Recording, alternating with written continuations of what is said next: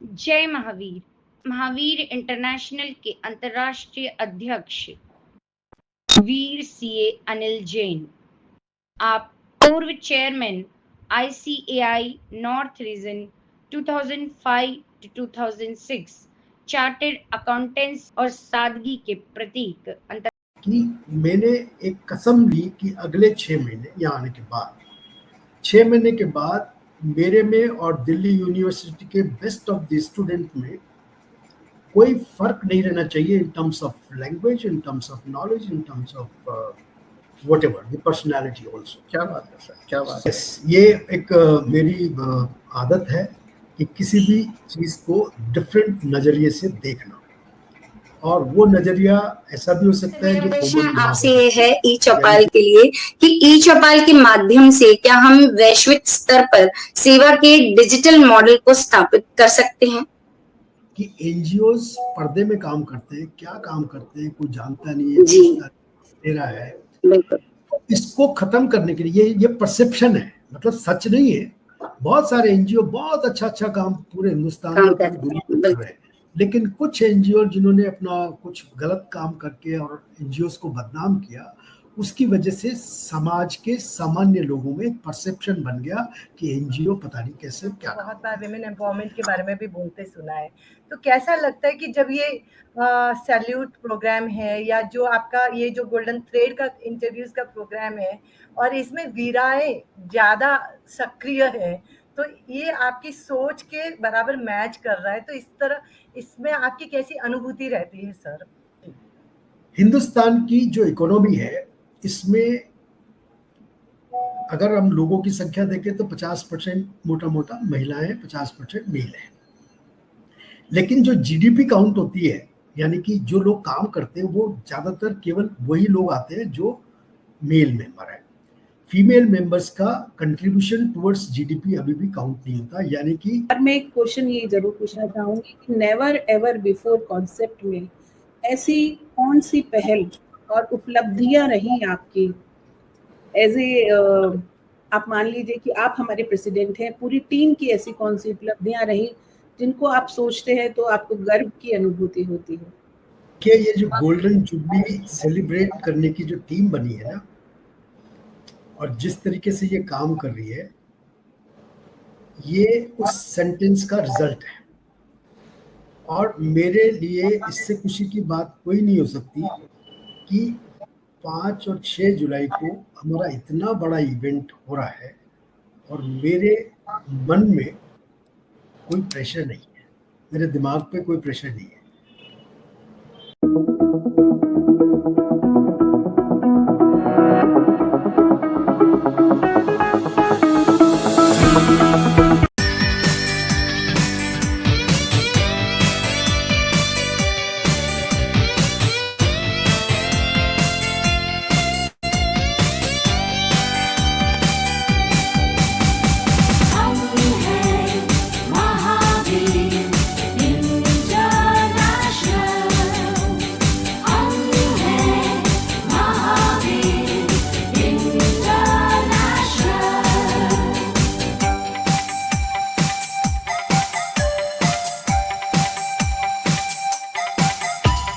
सबको प्यार, सबकी सेवा, यही मंत्र है मुक्ति मेवा। सबको प्यार, सबकी सेवा, यही मंत्र है मुक्ति मेवा। जियो और जीने दो, ये परचम लहराने दो। जियो और जीने दो, ये परचम लहराने दो। घर घर महावीर इंटरनेशनल, घट घट महावीर इंटरनेशनल। घर घर महावीर इंटरनेशनल, घट घट महावीर इंटरनेशनल। हम हैं महावीर इंटरनेशनल।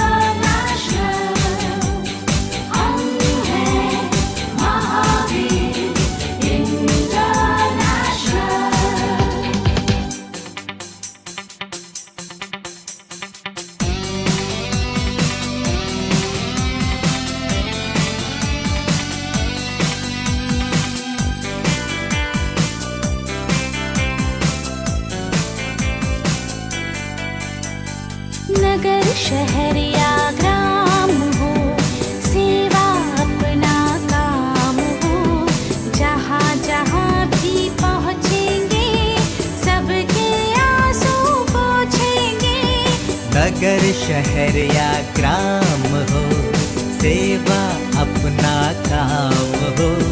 जहाँ जहाँ भी पहुँचेंगे सबके आंसू पोंछेंगे। सामाजिक उत्थान करेंगे, सुखमय हर इंसान करेंगे। सामाजिक उत्थान करेंगे, सुखमय हर इंसान करेंगे। कण कण महावीर इंटरनेशनल, जन जन महावीर इंटरनेशनल। कण कण महावीर इंटरनेशनल, जन जन महावीर इंटरनेशनल। हम हैं महावीर इंटरनेशनल,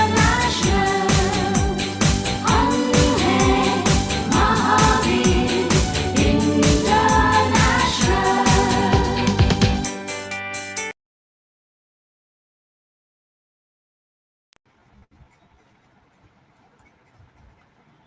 जय महावीर। आज के गोल्डन थ्रेड की एपिसोड की शुरुआत हम एक छोटी सी कहानी से करते हैं।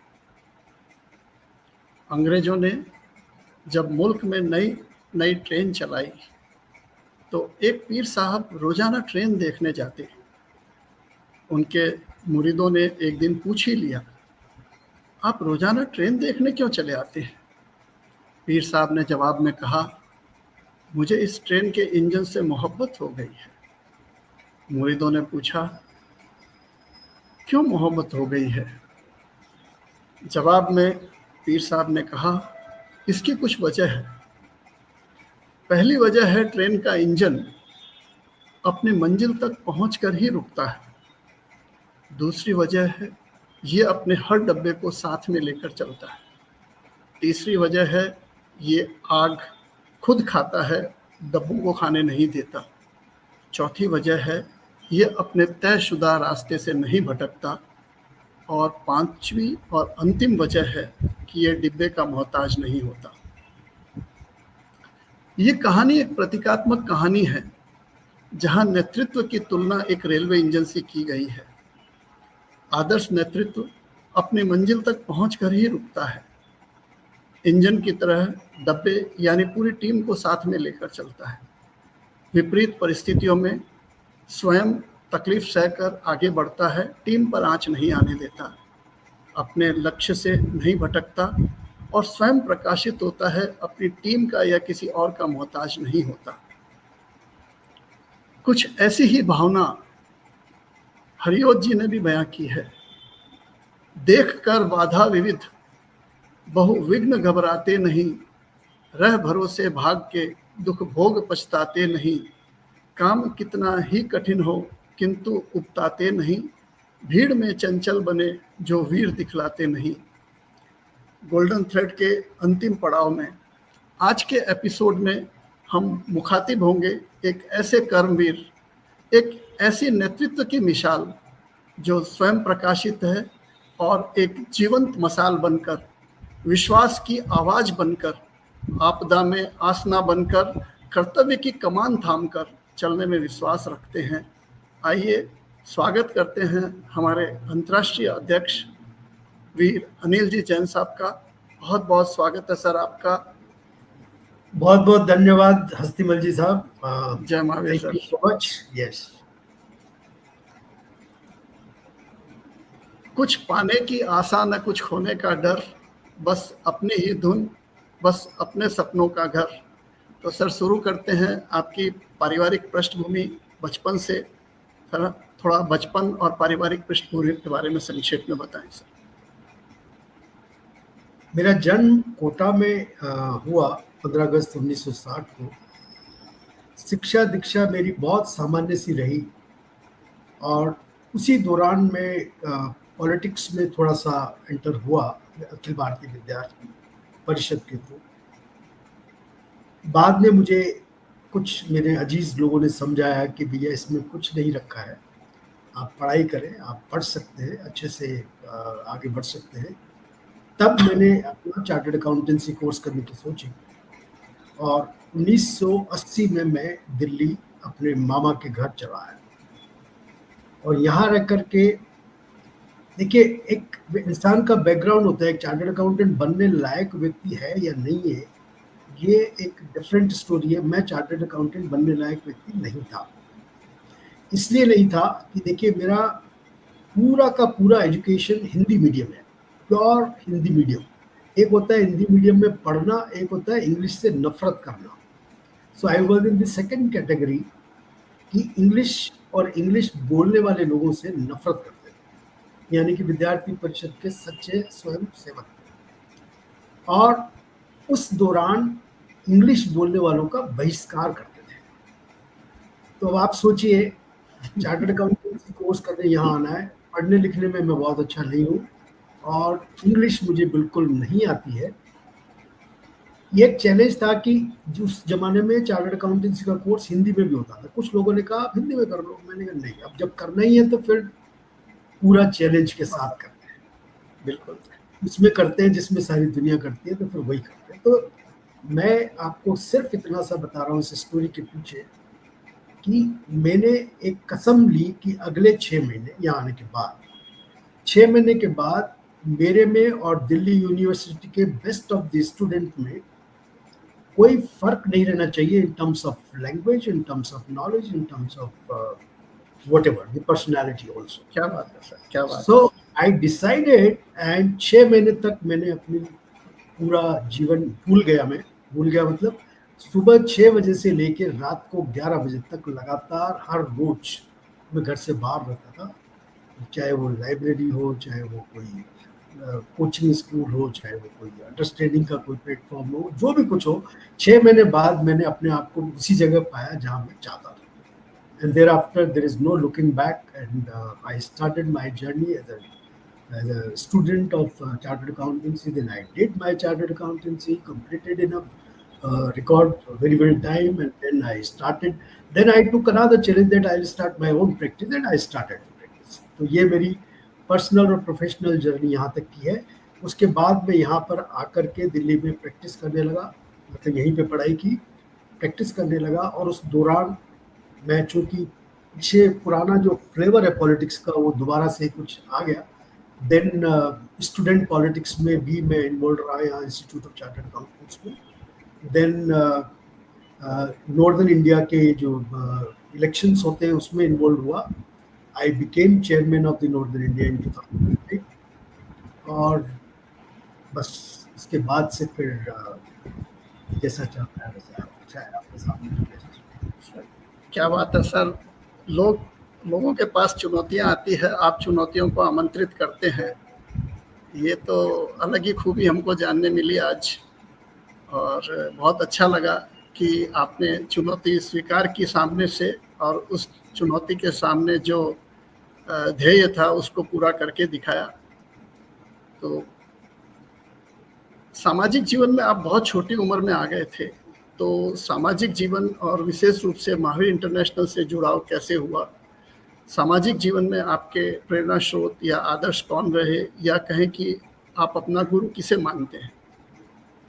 नहीं, इसमें देखिए, महावीर इंटरनेशनल में आने के लिए तो मेरा रोल कहीं पे बाद में शुरू हुआ। यानी कि I started my practice in 1985, 1985 में मैंने प्रैक्टिस शुरू की। उसके बाद मैं कुछ सामाजिक संस्थाओं के साथ, जैसे लॉयंस क्लब, रोटरी क्लब, इनके साथ जुड़ा रहा। लॉयंस क्लब का प्रेसिडेंट भी बना 91 में, और फिर उसके बाद 92 में शायद, या उससे पहले ही, मेरे मामा महावीर इंटरनेशनल दिल्ली के सेक्रेटरी थे, and he was such A impressive personality कि अगर जिससे एक बार मिल ले और वो उनको याद ना रखे, ऐसा संभव नहीं था। तो उनकी पर्सनालिटी में एक मैग्नेट था, उस मैग्नेट से मैं प्रभावित था, और उस समय के भी मेरे जो विचार थे या बातचीत थी उससे मेरे मामा भी प्रभावित थे, और ये दोनों की एक दूसरे की प्रभावना थी। हम दोनों बहुत सारे विषयों पर डिस्कस करते थे। तो मेरे मामा महावीर इंटरनेशनल दिल्ली के सेक्रेटरी रहे। उनके कार्यकाल में महावीर इंटरनेशनल दिल्ली ने अपनी जड़ें मजबूत की, अपने बहुत अच्छे मेंबर्स को इसमें जोड़ा उन्होंने, because he was at a very high position, और वो बहुत सारे मिनिस्टर्स के साथ सेक्रेटरी का काम कर रहे थे। यानी कि आप कोई भी मिनिस्टर का नाम लें, उन्होंने उनके साथ काम किया, इंक्लूडिंग नरसिम्हा राव। इसलिए भी मैं उनके काम करने के तरीके, उनके ऑफिस आना जाना ये सब रहता था, तो बचपन से ही मतलब यानी शुरू से ही मुझे एडमिनिस्ट्रेटिव चीज़ें देखने का भी मौका मिला। और मेरे ऊपर मेरे मामा का प्रभाव है रहा। उन्होंने ही महावीर इंटरनेशनल में एक तरह से मुझे जोड़ा या मैं जुड़ा। और एक वक्त था जब मेरे ये जो मैं जहाँ आज बैठा हूँ इस ऑफिस में, ये एक ऑफिस एक डिफरेंट तरह का एक पूरा हॉल होता था। और यहाँ पर जब इस महावीर इंटरनेशनल दिल्ली के चेयरमैन आते थे, उनका नाम था जस्टिस मिलाप चंद जैन, और उनके साथ कम से कम 15 कमांडोज होते थे जब मेरे यहाँ ऑफिस में वो आते थे। उसका रीज़न ये था कि वो राजीव गांधी जो मर्डर हुआ था, तो जैन आयोग एक बना था सरकार का कमीशन, उस सरकार के कमीशन के वो चेयरमैन थे। तो जैन आयोग के चेयरमैन मिलाप Chand Jain, he was the secretary and then he was the chairman and secretary मेरे मामा होते थे और ट्रेजरर मेरे पार्टनर होते थे।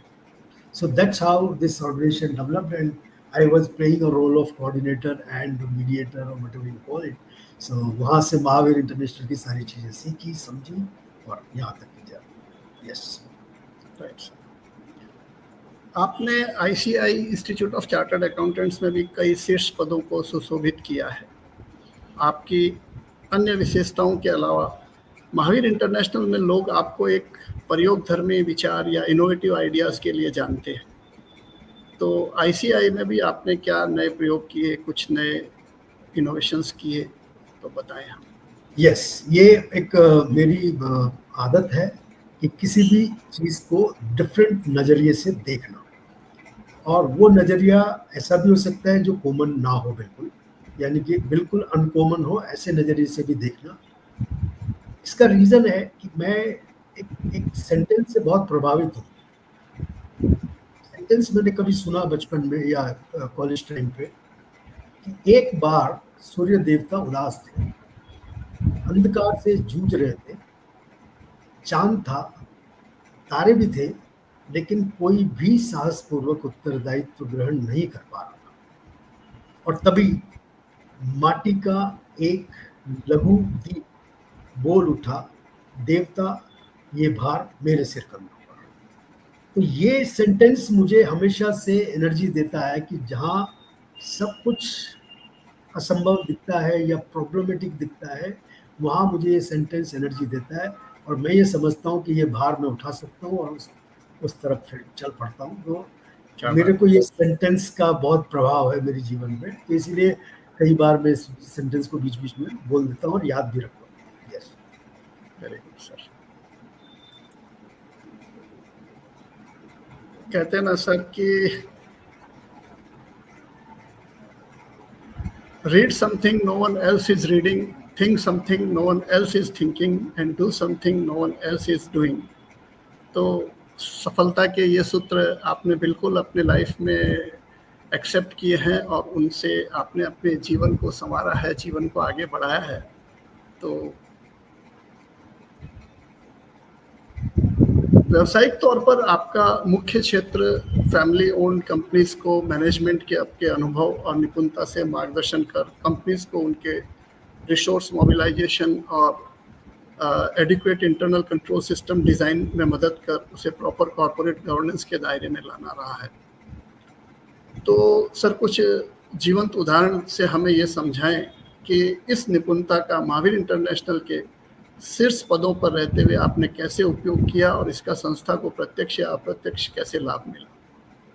यस, देखिए बहुत अच्छा सवाल आपने पूछा है इस्तेमाल जी, क्योंकि जैसे चल रहा है वैसे चलने देना ये हर कोई कर सकता है और उसमें ज़्यादा मेहनत नहीं करनी पड़ती। लेकिन अगर ये पता लगे कि जैसे चल रहा है वो उतना ठीक नहीं है जितना होना चाहिए, अगर उसको वैसा बनाना है तो बहुत मेहनत करने की जरूरत है। और मेरा चूंकि प्रोफेशनल सेक्टर है वो यही है कि जो चीज़ जैसे चल रही है उसमें किस जगह प्रॉब्लम है जिसकी वजह से वो ऐसे चल रही है जबकि ये बहुत तेजी से चल सकती थी, तो उस चीज़ को आइडेंटिफाई करना, उस ब्लॉकेज को हटाना, बिल्कुल। और फिर उस ब्लॉकेज को हटा करके फ्री फ्लो करना, ये एक बिजनेस में जहां पर भी देखिए ग्रोथ बिजनेस की कोई कंसल्टेंट या चार्टर्ड अकाउंटेंट नहीं कर सकता। वो बिजनेस के जो बिजनेसमैन है, जिसकी उसकी अपनी एक्यूमेन है, उसका अपना एंटरप्रेन्योरशिप है, जिसकी वजह से वो ग्रोथ करता है।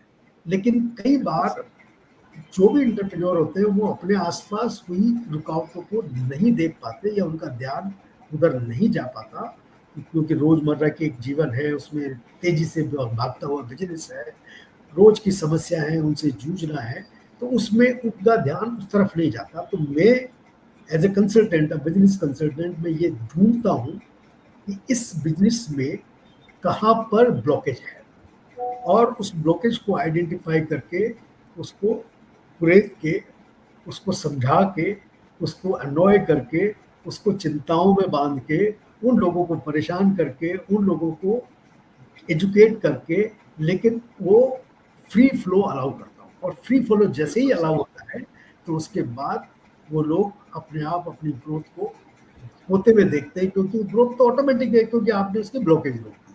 ग्रोथ तो उनके पास थी, बिजनेस तो उनको करना आता था। तो यही चीज मैंने महावीर इंटरनेशनल में देखिए, मैं एक बार बार बार बोलता हूँ, आपने कई बार ये सुना होगा मेरे से, मैं काम करता, काम कम परिणाम ज्यादा, यानी कि रिजल्ट की तरफ ध्यान होता है, काम नहीं करना। तो काम नहीं करने के लिए काम होने देना, यही एक तरीका है, क्योंकि अगर फिर भी काम नहीं करेंगे और होने भी नहीं देंगे तो फिर तो काम नहीं होगा, तो रिजल्ट कैसे आएगा। तो काम नहीं करना, काम होने देना, और जो हो रहा है उसको शेप देना और उसको सही रास्ते पे लेके जाना। इस तरीके से मैं बिजनेस में भी और उसी तरीके से मैंने महावीर इंटरनेशनल में भी बस काम के नाम पे इतना ही किया होगा। बिल्कुल सही कहा सर। चाहे संस्था हो, चाहे बिजनेस हो, कोई भी ऑर्गेनाइजेशन हो, बॉटलनेक को आइडेंटिफाई करके उसको दूर करना, ये सबसे बड़ी जहमत कहिए, सबसे बड़ी चुनौती है। और ये आप काम करते हैं तो बहुत अच्छी बात है सर।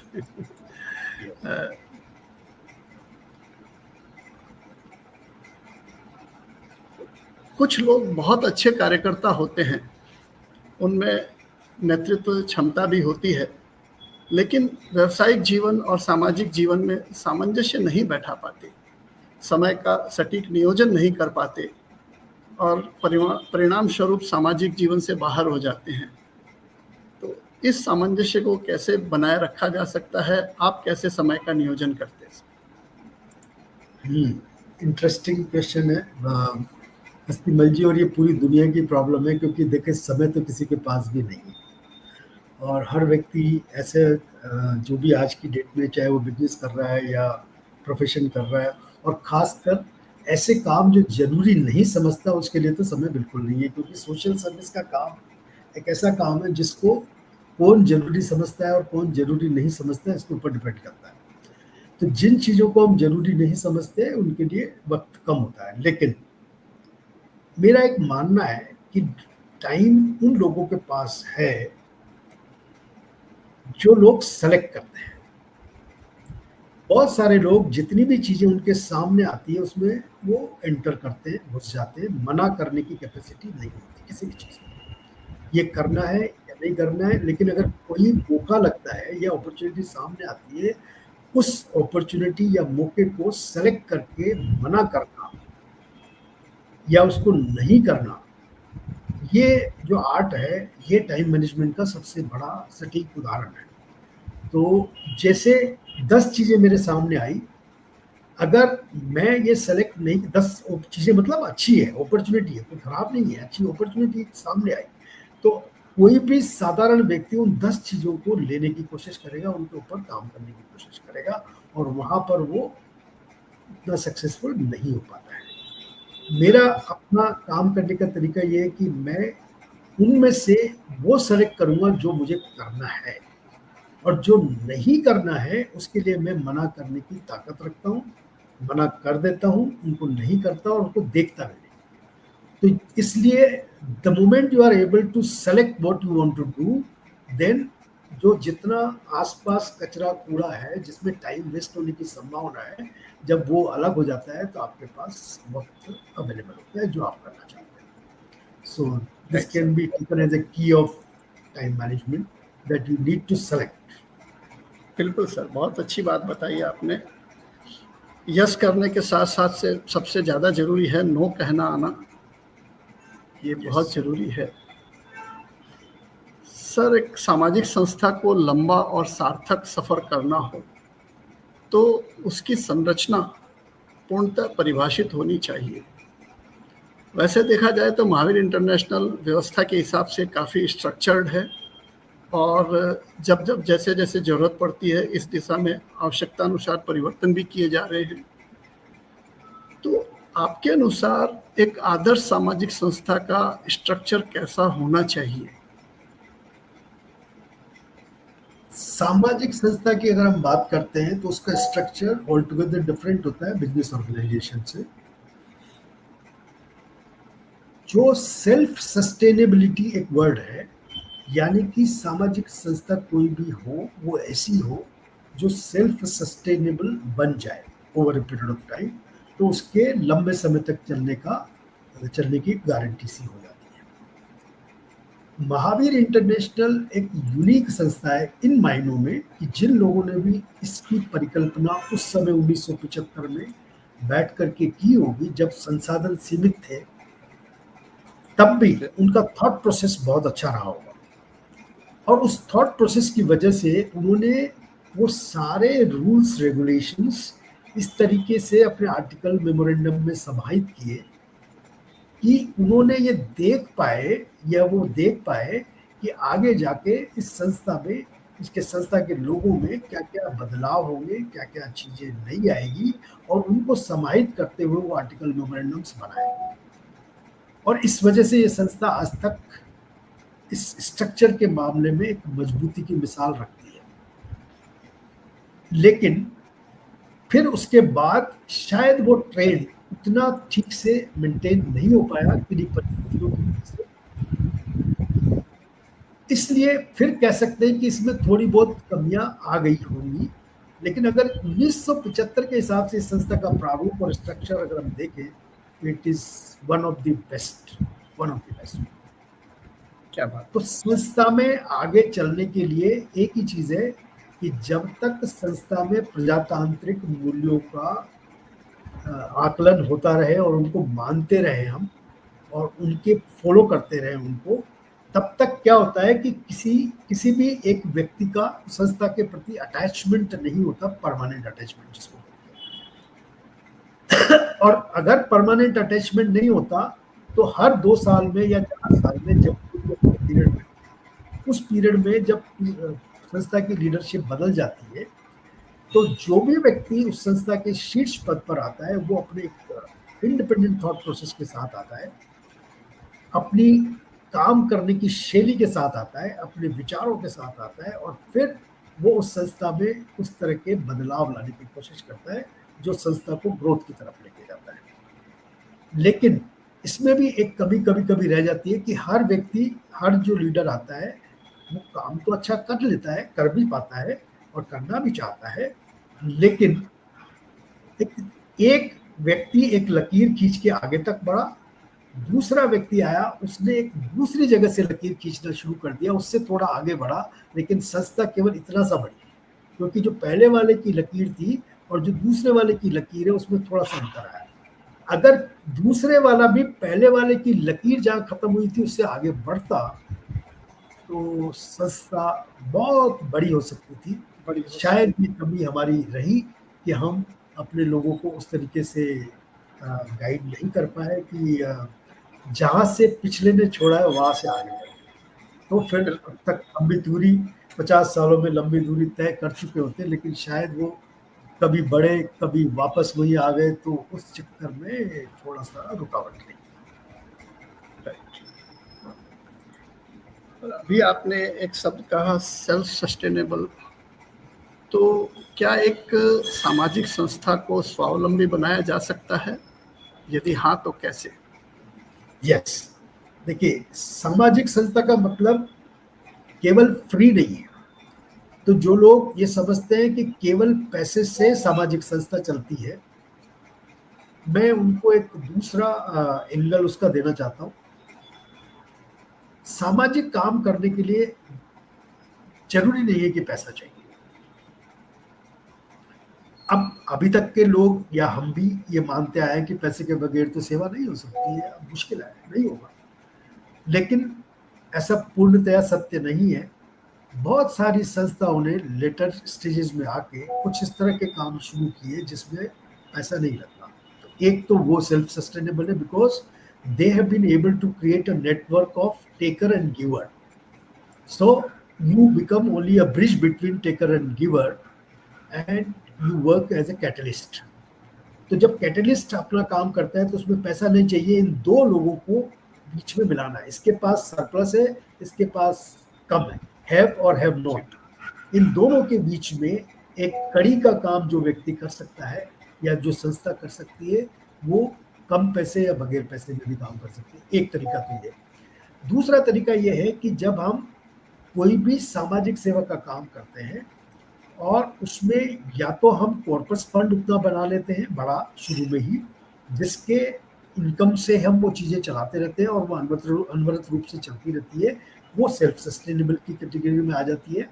या तीसरी जो चीज़ है कि हम कॉस्ट को रिकवर करते हुए चलते हैं और वो सामाजिक सेवा बहुत लंबे समय तक जा सकती है क्योंकि उसमें प्रॉफिट एलिमेंट हमने माइनस कर दिया, कॉस्ट को कवर करते हुए चले। यानी कि मैं अगर आपकी सेवा कर रहा हूँ, आपको दवाई दे रहा हूँ, डॉक्टर बुला रहा हूँ, मेडिकल फैसिलिटी दे रहा हूँ, तो अगर बाजार में उस चीज़ के 200 रुपये लगते हैं और मेरी कॉस्ट केवल 40 रुपये, तो मैं 40 रुपये लेकर के आपसे वो काम कर रहा हूँ और therefore this becomes sustainable because it doesn't require funds. तो ये दो ही मॉडल है सेल्फ सस्टेनेबल होने के। मेरी नज़र में दो है। यस। पर हालांकि सभी पदों के अधिकार और जवाबदारी संविधान में परिभाषित होती है, फिर भी हम देखते हैं कि लोग पद के दायित्व के साथ कई बार न्याय नहीं कर पाते। तो इसकी क्या वजह हो सकती है? क्या इसके लिए प्रॉपर मॉनिटरिंग सिस्टम का न होना है? कृपया बताएं। देखिए, ये दुखती रग है ये सामाजिक संस्थाओं की जो भी लीडरशिप है अलग अलग संस्थाओं में, इसकी ये दुखती रग है कि लोग पोजीशन पे आते हैं लेकिन जो उनसे एक्सपेक्टेशन होती है उतना वो डिलीवर नहीं कर पाते, चाहे उनके कारण पर्सनल हो या व्यवसायिक हो या जो भी रहते हैं। लेकिन इसके पीछे मेरा रिसर्च या मेरी सोच ये बोलती है कि जब भी हम सेवा के काम में आते हैं, हम ये सोचते हैं कि ये कभी कभी करने वाला काम है, कभी कभी करने वाला काम है। और चैरिटी को जब भी कोई व्यक्ति कभी कभी करने वाला काम मानता है तो उसमें वो ताकत लग नहीं सकती, क्योंकि जब उसको समय मिलता है तब वो काम करता है और जब तक तो संस्था पीछे छूट जाए। यानी कि संस्था के निकले 3 दिन और आपको टाइम मिला 3 घंटे, तो 3 घंटे उस संस्था का काम हुआ, बाकी के जितने भी घंटे हुए वो उस संस्था के बर्बाद हो गए, संस्था पीछे आ गई। एक रीजन तो ये रहता है कि जिसमें वो जो कभी कभी सेवा का काम करने वाले लोग सामाजिक संस्थाओं में ज़्यादातर जुड़ जाते हैं तो वो उतना ग्रोथ संस्था को नहीं दे पाते। ये एक टॉपिक है। दूसरा टॉपिक है, मैं कई बार बीच में बोलता हूँ, बातचीत भी करते हैं जब भी हमारा कोई डिस्कशन आता है, कि ज़्यादातर लोग धार्मिक ग्रंथों के हिसाब से और अपनी फिलॉसफी के हिसाब से ये बोलते हैं कि सेवा निस्वार्थ भाव से करनी चाहिए। मैं इस फिलॉसफी को कम मानता हूँ या नहीं मानता हूँ या कभी कभी इसके अगेंस्ट भी बात करता हूँ।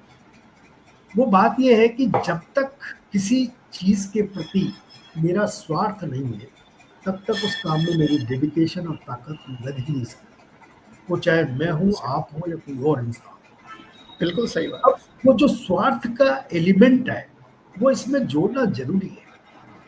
लोग ये समझते हैं, डरते हैं कि यार मैं स्वार्थी तो नहीं हो सकता, स्वार्थ समाज सेवा में आऊँ, स्वार्थी कैसे कहूँ अपने आप को, लेकिन स्वार्थी तो होना पड़ेगा। अगर स्वार्थ मैंने उसमें जोड़ा नहीं तो फिर वो जो मैं जो थॉट प्रोसेस लगा सकता हूँ, जो एनर्जी लगा सकता हूँ, जो मैं एक्सपेक्टेशन उसके साथ कर सकता हूँ, वो सब मिसिंग रहती है। यानी कि जितना हो गया उतना अच्छा है, क्योंकि हस्तीमल जी तो हमेशा ही बोलेंगे आप बहुत अच्छा काम कर रहे हैं, आपको बहुत टाइम लगा रहा है, चाहे मैं कुछ कर रहा हूँ या थोड़ा सा कर रहा हूँ, लेकिन आप बोलेंगे क्योंकि उतना करने वाले भी लोग कम है।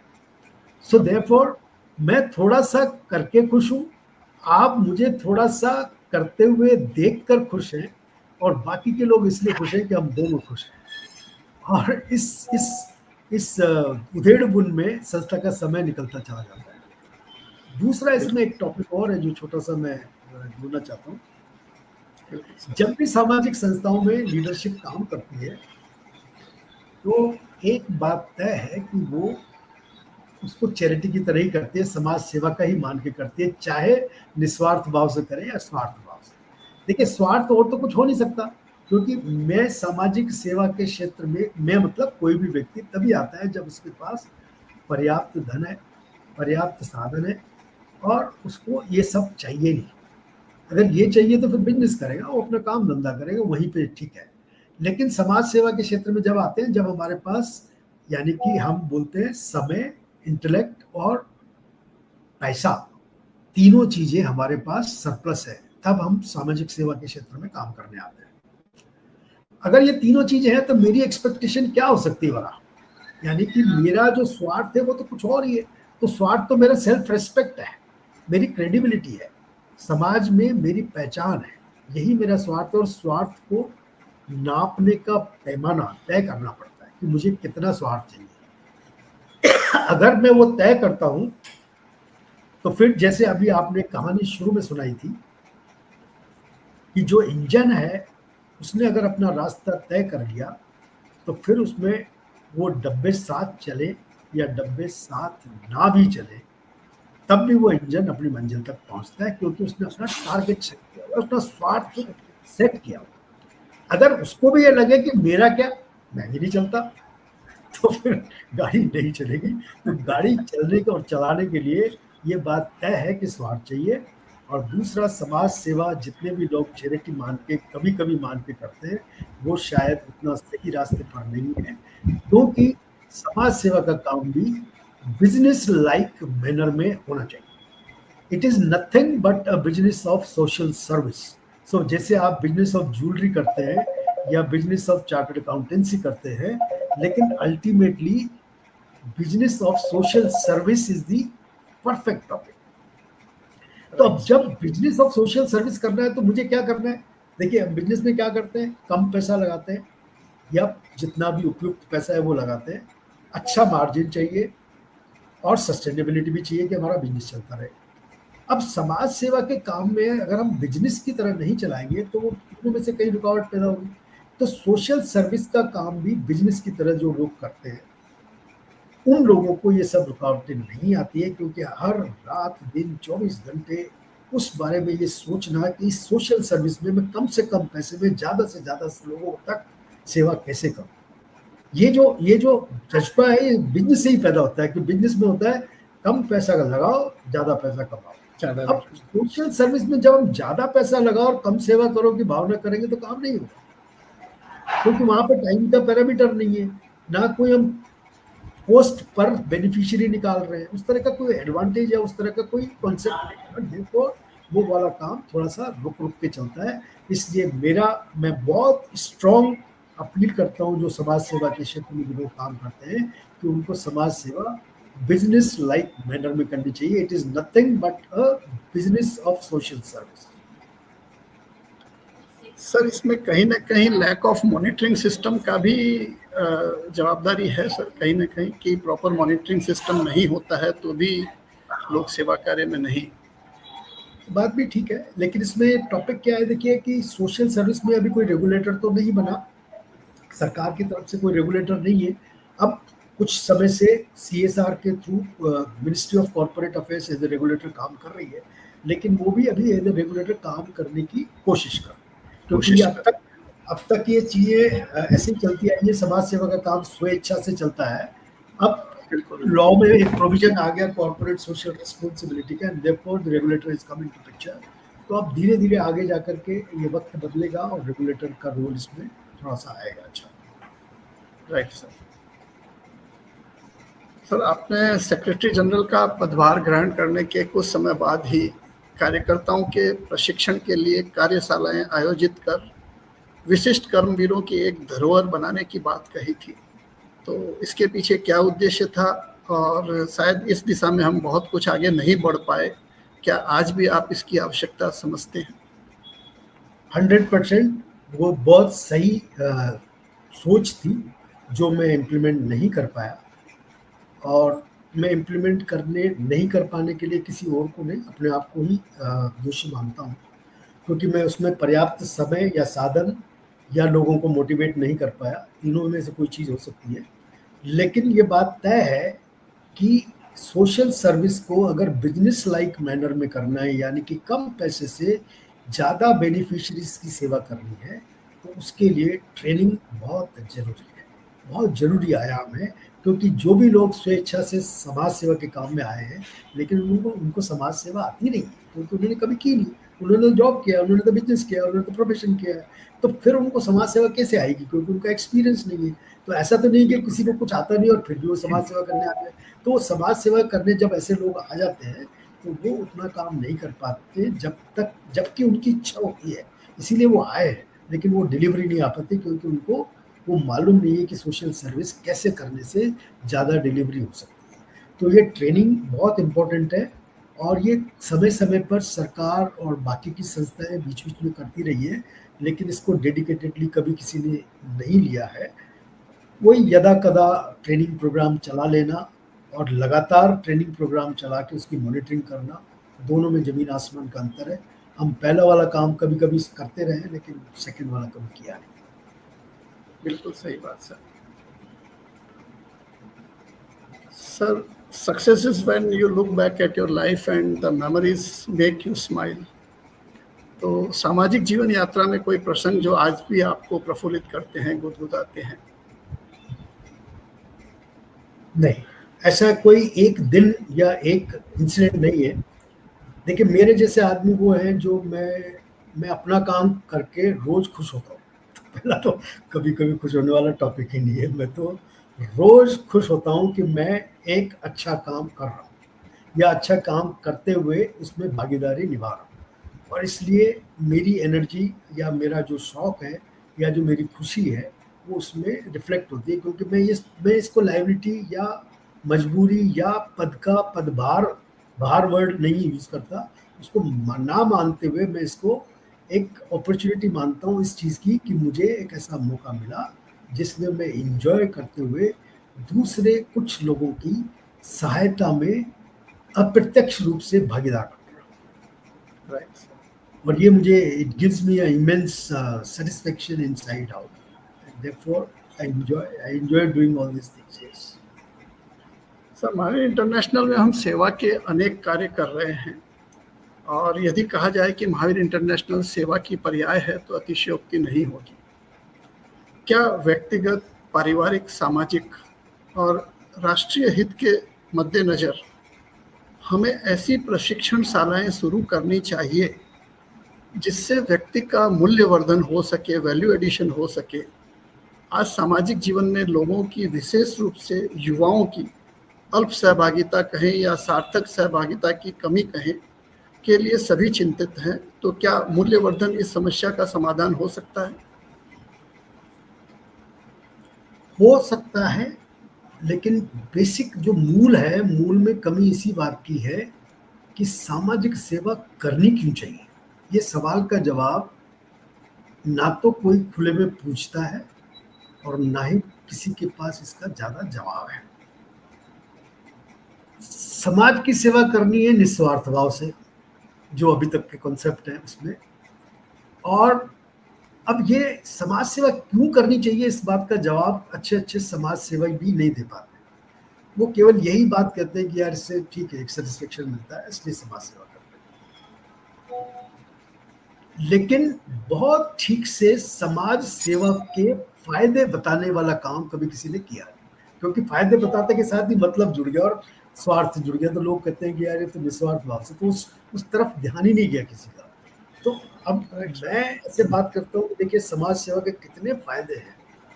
अगर ये वाला कॉन्सेप्ट मैं as a individual, not as a international president of Mahavir international, but as an individual, if I start marketing of this product, a social service, then I think I can do justice with it. क्योंकि मैं हजारों फायदे बता सकता हूँ और इतने फायदे बता सकता हूँ जो दूसरा व्यक्ति को सोच। तो सोशल सर्विस करने के क्या फायदे होते हैं, जब तक इस बारे में खुले मंच पर चर्चा नहीं होगी, खुले मानसिक स्तर पर, तब तक ये दिक्कत है। क्योंकि इसको दबे हुए तरीके से हम बोलते हैं कि यार फायदा क्यों ढूंढना है समाज सेवा में, तो निस्वार्थ भाव से करने वाला काम, और वहीं पे ये सबसे बड़ी रुकावट पैदा करता है। तो बात आपकी सही है, समाज सेवा का काम करने के लिए बहुत सारे प्रॉब्लम्स हैं, लेकिन केवल एक ही ये बात बहुत कमी है, कोई भी आपको ऐसे बोलते हुए नहीं मिलेगा कि समाज सेवा के क्या फायदे हैं। अगर फायदे की बात करते हैं आगे सोचते हैं आप गलत है, फायदे समाज से फायदा ढूंढ रहा है। बिल्कुल सर। अब मेरी तरफ से एक लास्ट क्वेश्चन सर, इसके बाद में हम हल्के फुल्के अंदाज में हमारी टीम के साथ चलेंगे। तो किसी ने एक बहुत अच्छी बात कही है कि यदि हम समाधान का हिस्सा नहीं हैं तो हम स्वयं एक समस्या है। तो हम स्वयं को और हमारे आसपास के लोगों को कैसे प्रेरित करें कि हम सदैव समाधान का हिस्सा बने, समस्या नहीं। देखिए, फिर ये इंसान की पर्सनालिटी है। There are people who really want to become part of the problem always, there are people who really want to become और they are part of the solution side. So again, my personality is I am on the second and I am always on the solution side. आप कोई भी problem लेके आओ, मैं problem को कोशिश जरूर करूंगा उसको रिजॉल्व करने की, सोल्यूशन करने की। That's my aptitude. So aptitude होना बहुत जरूरी है, और जो लोग सोल्यूशन की तरफ काम करते हैं उनके दिमाग में या उनके मस्तिष्क में कुंठाएं कम रहती है, ऐसा मैं मानता हूँ, और इसलिए उनकी एफिशिएंसी थोड़ी सी और बढ़ जाती है। तो जो लोग सोल्यूशन की तरफ काम करते हैं, their efficiency, work efficiency increases and therefore they are able to deliver.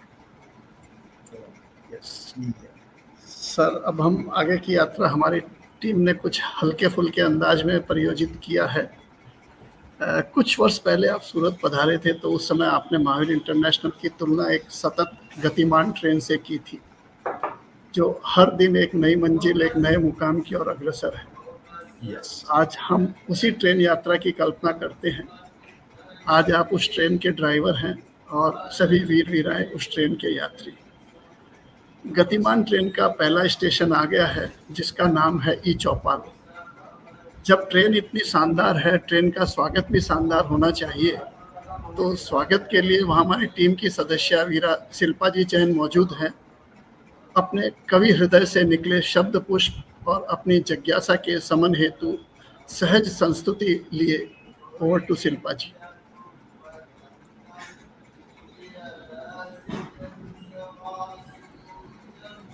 Unmute करना पड़ेगा शिल्पा जी आपको। सर, जैसा कि सर ने मुझे एक कवि हृदय कहा है, तो जय महावीर सर, आपका स्वागत करती हूँ। महावीर के मिशन को आपने दी दिशा और धार, आपके मार्गदर्शन से ही संभव हुआ सेवा का विस्तार। आपके मार्गदर्शन में हर विचार बनता है आंदोलन, और हर प्रयास बन जाता है नव संस्कार का संगठित सम्मेलन। आप न केवल पद हैं, बल्कि प्रेरणा है, आशा है, सेवा, संगठन और संवाद की सच्ची परिभाषा है। तो जैसे कि सर हमारा ये पड़ाव ई चौपाल का है, तो मैं उससे संबंधित आपसे बातचीत करना चाहूंगी। विचारों का संगम है, संवाद की मिसाल है, सेवा की एक नवीन राह ई चौपाल है। जहाँ हर सदस्य बने स्वर, जहाँ हर विषय हो अनुरूप, वो मंच नहीं आंदोलन है। यही है ई चौपाल का स्वरूप। तो सर, मेरा प्रश्न आपसे ये है ई चौपाल के लिए कि ई चौपाल के माध्यम से क्या हम वैश्विक स्तर पर सेवा के डिजिटल मॉडल को स्थापित कर सकते हैं? शिल्पा जी, बहुत अच्छी बात आपने कही। देखिए, ये जो ई चौपाल कॉन्सेप्ट है, ये एकमात्र संस्था है महावीर इंटरनेशनल जो इस कॉन्सेप्ट को लेके आई और जिसको आप देख रहे हैं आजकल। इसके पीछे जो एक अंडरलाइन ऑब्जेक्टिव जिसको बोलते हैं, the underline objective of e-Choupal is कि जो समाज में एक भ्रांति फैली है कि एनजीओस पर्दे में काम करते हैं, क्या काम करते हैं कोई जानता नहीं है, जी। पूछता दे रहा है। बिल्कुल। इसको खत्म करने के लिए ये परसेप्शन है, मतलब सच नहीं है। बहुत सारे एनजीओ बहुत अच्छा काम पूरे हिंदुस्तान काम में, कर पूरी रहे दुनिया हैं, में कर बिल्कुल। रहे हैं, लेकिन कुछ एनजीओ जिन्होंने अपना कुछ गलत काम करके और एनजीओस को बदनाम किया, उसकी वजह से समाज के सामान्य लोगों में एक परसेप्शन बन गया कि एनजीओ पता नहीं कैसे क्या काम करते हैं। अब इस सवाल का जवाब ढूंढते ढूंढते मैं इस मुकाम पे पहुंचा कि हम एक ऐसी कोई चीज शुरू करते हैं जिसमें हम 100% ट्रांसपेरेंसी की दावा कर सकें, और इसलिए ई-चौपाल का जन्म हुआ। ई-चौपाल इस वजह से यहाँ पर आई कि हमने एक ऑब्जेक्टिव रखा 100% ट्रांसपेरेंसी, जीरो पेंडेंसी और जीरो कंप्लेंट। तो यानी कि सामाजिक संस्थाओं में यही 3 मेजर कंप्लेंट होती है कि प्रेसिडेंट को बिल्कुल। ढूंढो, 6 महीने तक तो प्रेसिडेंट मिलता नहीं है, फिर कभी जी सर। ट्रेजरर वो गायब हो जाता है, कभी प्रेसिडेंट से बात हो जाती है, वो कहते हैं ट्रेजरर से मिल लो, तो वो काम नहीं होता, ऑफिस से बात करो तो ऑफिस वाले फोन नहीं उठाते। इस तरह की जो बातें सामाजिक सेवा के क्षेत्र में चलती है, तो हमने इन सबको खत्म करने के लिए जीरो कंप्लेंट का कॉन्सेप्ट लेके आए कि जिसकी भी जो प्रॉब्लम है शाम को 8:30 से 9:30 वहां मिलते हैं। और धीरे धीरे ये प्लेटफॉर्म उस तरीके का बन गया जिसमें कोई भी व्यक्ति कुछ भी प्रश्न कर सकता है, कोई भी सवाल पूछ सकता है, और फिर आप जैसे लोग इसमें जुड़ते चले गए। आप जैसे लोगों ने इसको जीवंत बनाया, यानी कि अलग अलग विषयों पर इसमें संवाद भी होता रहा। तो ये एक चौपाल का भी काम करता रहा कि आप अपना आपस में बातचीत करें, ज्ञानवर्धन करें, एंटरटेनमेंट करें, और ये भी साथ में एक प्लेटफॉर्म में कि किसी को बीच में कुछ उठ करके कंप्लेंट करनी है तो वो भी कर सकता है, because the office is available, president is available, all concerned people are available. Even if somebody is not available, they are on the call. So next day they will be available. Yes. इसलिए चौपाल का आपका ये जो concept चल रहा है बहुत ही सुंदर है, ये बहुत ही अनूठा उदाहरण है। और जो आपने बात कही कि क्या ये समाज सेवा का आगे चलकर एक माध्यम या एक विकल्प बन सकता है, तो ये बात बिल्कुल सही है। और इसी से जन्म हुआ हमारे दूसरे कॉन्सेप्ट का, जिसको हम बात करते हैं मिस्री, जो हमने एक वर्चुअल सेंटर बनाया। उस वर्चुअल सेंटर का जो जन्म हुआ वो ई-चौपाल से ही हुआ है। किसी लोगों को सब नहीं पता होगा, लेकिन e-Choupal is the base for that. वहां से ये शुरू हुआ कि जब ऐसे बातचीत हो सकती है, ऐसे लोग बातचीत कर सकते हैं, तो क्या समाज सेवा का काम भी कर सकते हैं? तो समाज सेवा का काम कर सकते हैं और दुनिया के किसी भी कोने से जुड़ सकते हैं, या यूनिवर्स के किसी भी कोने से जुड़ सकते हैं, तो फिर समाज सेवा का काम बड़ा होगा। तो आगे आने वाले समय में हमारा जो ई-चौपाल प्लस मिस्री का कॉम्बिनेशन है, this will create wonders and history. Thank you so much sir, क्योंकि हम सबकी समय की अपनी एक मर्यादा है, तो आपसे सिर्फ 2 प्रश्न और करना चाहती हूँ कि क्या भविष्य में ई-चौपाल को सेवा संस्थाओं के प्रशिक्षण केंद्र के रूप में देखा जा सकता है? यस, तो अभी जो हस्तीमल जी ने जो बात की थी ट्रेनिंग सेशन के, कहीं पर पे जाके लोगों को समाज सेवा कैसे करनी चाहिए उसको समझाना मुश्किल है, क्योंकि इतना वक्त किसी के पास नहीं होता दोनों तरफ। लेकिन अगर यही माध्यम, अगर आपका ये वाला ई-चौपाल या मिस्री या इस तरह के जो भी हमारे वर्चुअल माध्यम है, अगर वो हो, तो आप वहाँ पे ट्रेनिंग एजुकेशन का काम बहुत आसानी से कर सकते हैं। और ये कहीं पर भी कभी भी कहीं से भी किया जा सकता है, किसी के द्वारा किया जा सकता है। Thank you so much sir. Sir, e-Choupal में युवा वर्ग की भागीदारी बढ़ाने के लिए आपका क्या दृष्टिकोण है? आज हमारे साथ बहुत सारे ई-चौपाल के सदस्य भी जुड़े हैं और हमारे युवा साथी भी खूब जुड़े हैं, तो आपका क्या दृष्टिकोण है कि युवा इससे किस तरह जुड़ सकते हैं? देखिए, मैं इसको ऐसे देखता हूँ कि लोग अपना प्रेशर रिलीज करने के लिए या तो मूवी देखने जाते हैं या कोई और एंटरटेनमेंट साधन ढूंढते हैं। मैं अब युवा और लोगों की बात कर रहा हूँ, वो ढूंढते हैं। दोस्ती यारी उनके पास है नहीं, क्योंकि वो दोस्ती यारी भी अगर है तो वो फेसबुक पे है, फिजिकली वो मिलते नहीं है। तो जो स्ट्रेस बस्टर जिसको बोलते हैं वो उनको मिलता नहीं है, और वो इधर उधर सिनेमा घर में या किसी एंटरटेनमेंट या होटल रेस्टोरेंट में ढूंढते हैं। वहां पर भी जाके वो 3 लोग फैमिली के जाएंगे या 4 लोग जाएंगे, वो वहां पर भी अपने अपने मोबाइल में व्यस्त है, क्योंकि उनके पास कॉमन टॉपिक ऑफ डिस्कशन है नहीं, जी क्योंकि सबका मानसिक स्तर अलग अलग है। वाइफ हम्म। अलग तरीके से, हस्बैंड अलग तरीके से, बच्चे अलग तरीके से, उनका किसी वजह से वो बाइंडिंग है, साथ तो चले जाते हैं लेकिन उनका मानसिक स्तर मिलता है, और वो नहीं मिलने की वजह से वो जो स्ट्रेस बस्टर वाला काम वहां नहीं होता। आप ई जी। चौपाल के माध्यम बना सकते हैं कि यहाँ पे जिस दिन आप यंग स्पीकर को बुलाएंगे और वो कुछ Yes. से सब्जेक्ट के ऊपर बात करेगा जो आज के परिप्रेक्ष्य में औचित्य रखते हैं, अपना रेलेवेंस रखते हैं, तो उन सब्जेक्ट के ऊपर फिर धीरे धीरे युवा लोग उनके पास आएंगे, क्योंकि उनको एक जैसे जो काम हम मिस्री में करने जा रहे हैं वो वहां पे होगा वो चीज। मिस्री में जैसे ही all educated class scattered across the globe, if they sit together for half an hour, it will work as a stress buster also, it will work as entertainment also, it will work as an exchange of knowledge and the information also. So all 3 purposes would get fulfilled in the concept called मिस्री, और मुझे लगता है कि मिस्री का concept बहुत बढ़िया, बहुत लंबे समय तक अच्छा चलेगा। Thank you so much sir, बहुत अच्छी तरह से आपने हमें समझाया। एक बस आखिरी सवाल और मैं अपनी वाणी को विराम दूंगी और ओवर टू हस्तिमल सर। आपके अनुसार ई चौपाल जैसे संवाद मंच सेवा में पारदर्शिता और जुड़ाव, जैसा कि आपने बताया, तो किस स्तर तक ला सकते हैं? कोई लिमिट नहीं है, असीमित। जी सर। बोलते हैं लेकिन वो भी शायद इतना बढ़िया नहीं है, इसलिए मैं बोला नहीं। असीमित इज द राइट, इनफाइनाइट है जी, इसका विस्तार जा सकता है, वो इनफाइनाइट। जी sir, thank you so much sir, बहुत बहुत आभार आपका। बहुत सुंदर तरीके से आपने मेरे प्रश्नों का उत्तर दिया। Over to Hastimal sir. Thank you Shilpa ji. धन्यवाद शिल्पा जी। अब शिल्पा जी के शानदार स्वागत और सर आपके द्वारा उनकी जिज्ञासा के सार्थक समाधान में यात्रा के आनंद में अभिवृद्धि करते हुए अगले पड़ाव के लिए एक नई ऊर्जा भरती है। जब तक हमारी सुपरफास्ट ट्रेन अगले पड़ाव पर पहुंचे तब तक एक रैपिड राउंड कर लेते हैं। सर अभी तो हम बात ही कर रहे थे और हमारी टीम की सदस्य सारिका जी अपने शब्द तूणीर लिए रैपिड राउंड के लिए बिल्कुल तैयार है। Over to Sarika ji. Thank you sir. Sir जब मुझे सुपर फास्ट ट्रेन में सवार किया गया है तो इसके लिए कुछ रूल्स हमको फॉलो करने होंगे, जैसे खिड़की से झांकना मना है और खड़े होकर सफर करना मना है, और सर हाइट भी कम है अपन लोगों की तो गिरने के चांसेस भी ज्यादा हैं सर। तो आंसर इन 1 और 2 वर्ड, जो भी मैं शब्द बोलूंगी उसके तुरंत बाद जो आपके दिमाग में छवि बनती है उसको आपको शब्द रूप में पिरोकर हमें बोलना है। और सर इन खेल में time limit is a must, क्योंकि उसके बिना तो फिर वो खारिज माना जाएगा आपका उत्तर ना, विलंब से आता है।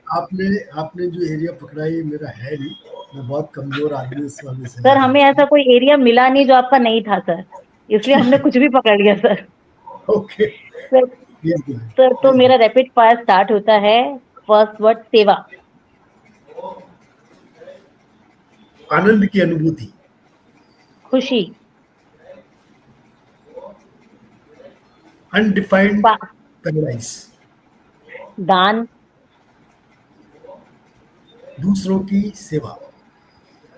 हर घर एमआई। मेरा सपना। Golden thread. Beautiful concept. Achievement.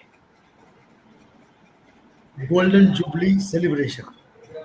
बचपन। बचपन, ये बचपन क्या बोला? सॉरी, बचपन। Punishment sir. बचपन सर। चाइल्डहुड। बचपन। यस बचपन सर, चाइल्डहुड। यस। बचपन भूलने की चीज है। पनिशमेंट। पनिशमेंट याद रखने की चीज है। लाइफ कोच और टीचर, जो फर्स्ट छवि आती है सर वो बोलना है। दोबारा, लाइफ कोच क्या? दोबारा या टीचर। नहीं, ये सवाल समझ नहीं आया। Life coach. Sir life coach या टीचर, किसको इस रूप में देखते हैं जो फर्स्ट छवि आती है सर? मतलब सर आपकी लाइफ में आपका लाइफ कोच देखें या गार्जियन की तरह देखें, टीचर की तरह देखें, तो वो कौन सा शख्स है जिसकी प्रथम छवि आपके? मैं इंसानों में भगवान ढूंढता हूँ और जहाँ भी मुझे ऐसा दिखता है उसको मैं या अडॉप्ट करता ब्यूटीफुल सर, ब्यूटीफुल सर। यात्रा को कैसे देखते हैं? हूं। अनवरत यात्रा इज एंड यात्रा, there is no destination, it has to go on. Empowerment को? एम्पावरमेंट महसूस करने की एक कला है। सक्सेस को कैसे देखते हैं सर? किसको? सस्ता success, success sir, success. Success means क्या बोलते हैं उसको, जो अपन को मिलती है success. Self satisfaction is a success. So दूसरे लोग नहीं बता सकते, सक्सेस मेरा अपना पैमाना है। यस, बिल्कुल सर। सर दुख, दुख को कैसे परिभाषित करेंगे एक शब्द में? दुख नाम की कोई चीज होती नहीं है, ये एक मेंटल स्टेटस ऑफ माइंड है।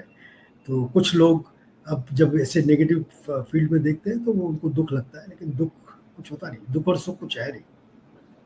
सर मौका या अपॉर्चुनिटी को कैसे देखते हैं? सेलेक्ट करना चाहिए।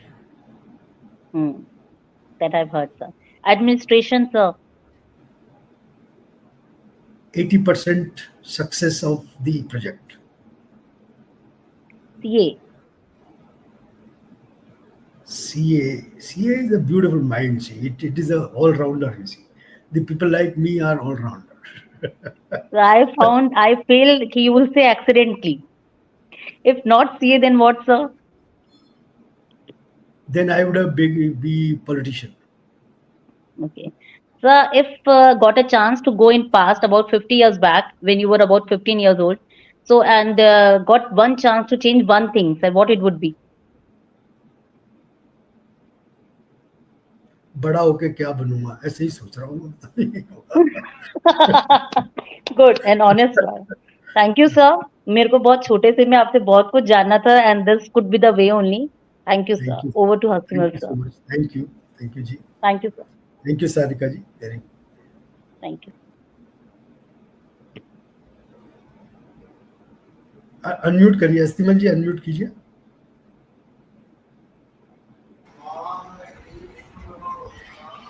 सारिका जी के रैपिड राउंड ने तो हमको सोते से जगा दिया, जागरूक कर दिया। सर हमारी ट्रेन जिस रूट पर चलती है उस रूट से अलग रूट पर कुछ यात्री इस यात्रा का आनंद लेने को इच्छुक है लेकिन ले नहीं पाते। उनकी समस्या के समाधान हेतु हमारी यात्रा के अगले पड़ाव मिस्री पर हमारी टीम के सदस्य वीर अजीत जी कोठिया स्वागत में खड़े हैं। सर आइए मिलते हैं अजीत जी से। ओवर टू अजीत जी। नमस्कार। जय महावीर। जय महावीर। मिस्री के पड़ाव, मीठे मीठे पड़ाव में मैं आपका हार्दिक स्वागत और अभिनंदन करता हूँ। मिस्री जैसा कि नाम से ही इसमें मिठास है और मिस्री शब्द पर मुझे एक छोटा सा गीत याद आता है। मीठे मधु से मीठी मिस्री रे लोल, पर सबसे मीठे माँ के बोल, पर सबसे मीठे माँ के बोल। मिस्री जैसा कंसेप्ट महावीर इंटरनेशनल में युवाओं के माध्यम से एक मिठास भरने का बहुत अच्छा प्रयास है आपका। और इस प्रयास को और सार्थक बनाने के लिए, जैसे कि आपने पिछले प्रश्न के उत्तर में बताया था, इसका उदय है वो प्राथमिक चौपाल ई चौपाल से हुआ था। तो मिस्री वाले कंसेप्ट को हम किस तरह से और अधिक प्रभावशाली ढंग से लागू कर सकते हैं महावीर इंटरनेशनल के सभी सेंटर्स के माध्यम से, इसके बारे में बताएं। देखिए, आने वाला जो फ्यूचर है, सामाजिक सेवा का जो क्षेत्र बदल रहा है, तो जब मैं बात करता हूँ तो ऐसे भी बोलता हूँ कि जब जो बेसिक अभी समाज सेवा का काम है, रोटी कपड़ा मकान स्वास्थ्य शिक्षा, इस तरह के जो परिकल्पनाएं हैं जिनके ऊपर हम काम करते हैं, परिकल्प है जिनके ऊपर हम काम करते हैं, ज़्यादातर सामाजिक सेवाएं इसी क्षेत्र के आसपास घूमती है। बाद में पर्यावरण इसमें थोड़ा सा जुड़ा है। अब और आगे आने वाले वर्षों में जब इंडिया, भारत विकसित राष्ट्र बन चुका होगा और बहुत सारे और दूसरे राष्ट्र भी विकसित कैटेगरी में आ चुके होंगे, तो सामाजिक सेवाएं या सामाजिक समस्याएं ये नहीं रह जाएंगी जो है। यानी कि इसका जो पूरा स्पेक्ट्रम है वो बदल रहा है, और उस स्पेक्ट्रम में, इस बदलते हुए स्पेक्ट्रम में अगर हम महावीर इंटरनेशनल को उचित जगह पे प्लेस नहीं कर पाए तो पीछे छूट जाने का, ट्रेन में पीछे छूट जाने का डर है।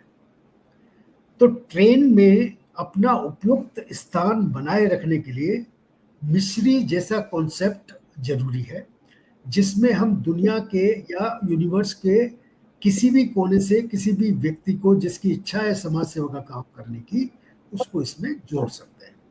अब वो जोड़ के करेगा क्या? लोग सोचते हैं कि यार इसमें जोड़ के समाज सेवा कैसे करेंगे, क्या क्या समाज सेवा हो सकती है ऐसे वर्चुअली। लेकिन मैंने जैसे बताया कि सामाजिक सेवा का परिप्रेक्ष्य बदल रहा है। अभी तक लोग क्या करते हैं, जिसको हम बोलते हैं रिएक्टिव सोशल सर्विस करते हैं, यानी कि एक समस्या है या समस्या होने देते हैं और उसके बाद उसके उपचार ढूंढते हैं। ये रिएक्टिव सोशल सर्विस है, जिसमें अब तक करते आए जितने भी एनजीओ हैं इसी में काम करते हैं और सरकारें भी इसी में काम करती आई है। लेकिन आगे आने वाला समय ऐसा है जिसमें अगर हम प्रिवेंटिव सोशल सर्विस की तरफ जाएं, यानी कि समस्या ना हो उसके लिए काम करें, ये काम महावीर इंटरनेशनल का ये जो मिस्री केंद्र है पूरे दुनिया भर में कहीं पर भी कैसे भी कर सकता है। तो इसका रिप्लिकेबल, जैसे ये मिस्री के जो नाम है अगर आप देखिए तो उसमें हमने लिखा है माइंडफुल, एम फॉर माइंडफुल, यानी कि एंगेजमेंट एक दूसरे के साथ। ऐसे हर वर्ड का मतलब है, वहाँ आर का मतलब है रिप्लिकेबल, यानी कि एक मॉडल मैंने इंडिया के लिए या इंडिया के लोगों के लिए प्रिवेंटिव सोशल सर्विस का बनाया, वो पूरी दुनिया में काम करेगा, दोबारा मेहनत करने की जरूरत नहीं है। थ्रू मिस्री I would be able to spread that same message across the globe, so the cost would be minimal. जो हम बोलते हैं बिजनेस को करने के लिए फायदा ज्यादा होना चाहिए, कॉस्ट कम लगनी चाहिए। तो वो पूरा का पूरा कॉन्सेप्ट इसमें मिस्री में हम लेकर के आना चाहते हैं। और मेरा मानना है कि अगर हमारे, जो आपका प्रश्न है कि हमारे महावीर इंटरनेशनल के जो सदस्य हैं अगर इसको उचित रूप से समझ लें, अगर शंकाओं का समाधान कर लें और खुलकर जितने उनके कनेक्ट में लोग हैं उनको इस मिस्री से जोड़े, कोई 1% भी इसका नुकसान नहीं है जोड़ने का। तो अगर वो जोड़े तो ये महावीर इंटरनेशनल का मिस्री केंद्र इतना बड़ा स्वरूप ले सकता है, जो 50 सालों में महावीर इंटरनेशनल बना है ऐसा 5 सालों में मिस्री बन सकता है। निश्चित रूप से सर, गोल्डन जुबली वर्ष में जो मिस्री की परिकल्पना है वो महावीर इंटरनेशनल को अगले 50 सालों को और सुखद बनाने में बड़ी मील का पत्थर साबित हो सकती है। और इसका आपने इतना शानदार एक्सप्लेनेशन दिया है, उसके लिए आपका हृदय से आभार। ओवर टू हस्तिमल जी, बहुत बहुत धन्यवाद। Thank you Ajit ji. Sir क्या बात है सर, अजीत जी ने जो ही समस्या रखी आपने तो तुरंत समाधान भी दे दिया। इस बात पर हमारे टीम मेंबर तो प्रसन्न हो गए, खासकर हमारे रेणु जी। वो तो कहती हैं कि नेतृत्व तो ऐसा ही होना चाहिए, समस्या से पहले समाधान तैयार है। आज तो वो आपसे नेतृत्व पर अच्छी टिप्स लेके ही मानेंगी। ओवर टू रेणु जी। जय महावीर सर। जय महावीर रेणु जी, वेलकम। जी सर। महकती चमकती जो दिखे गद्दी, वो फूलों की सेज नहीं होती है। हर ओर से उठती आवाजें, हर नजर आप पर ही होती है।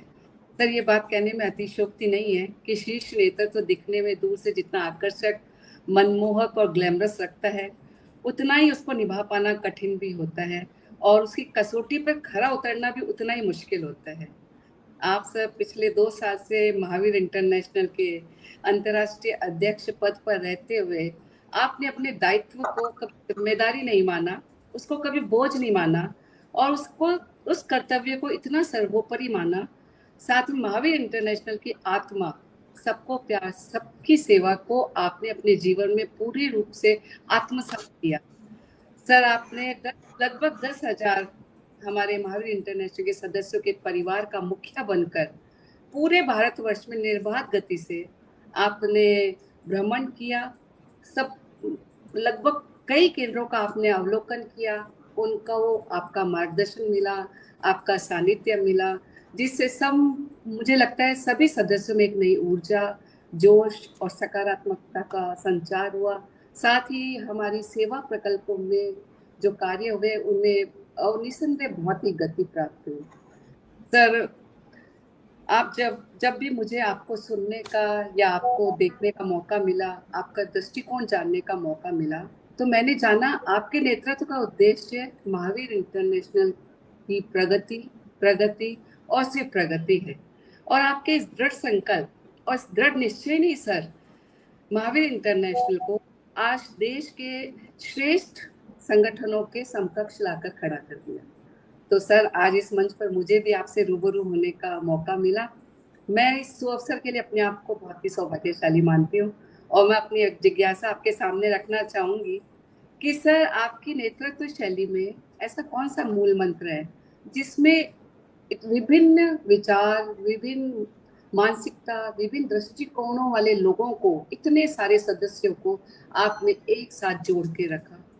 सर ऐसे कौन से सिद्धांत है जिसने आपने महावीर इंटरनेशनल को निर्बाध गति से दिशा व गति प्रदान की, और ऐसा कौन सा दृष्टिकोण है जिसमें आपका हर कदम आपको दूसरों से अलग बनाता है?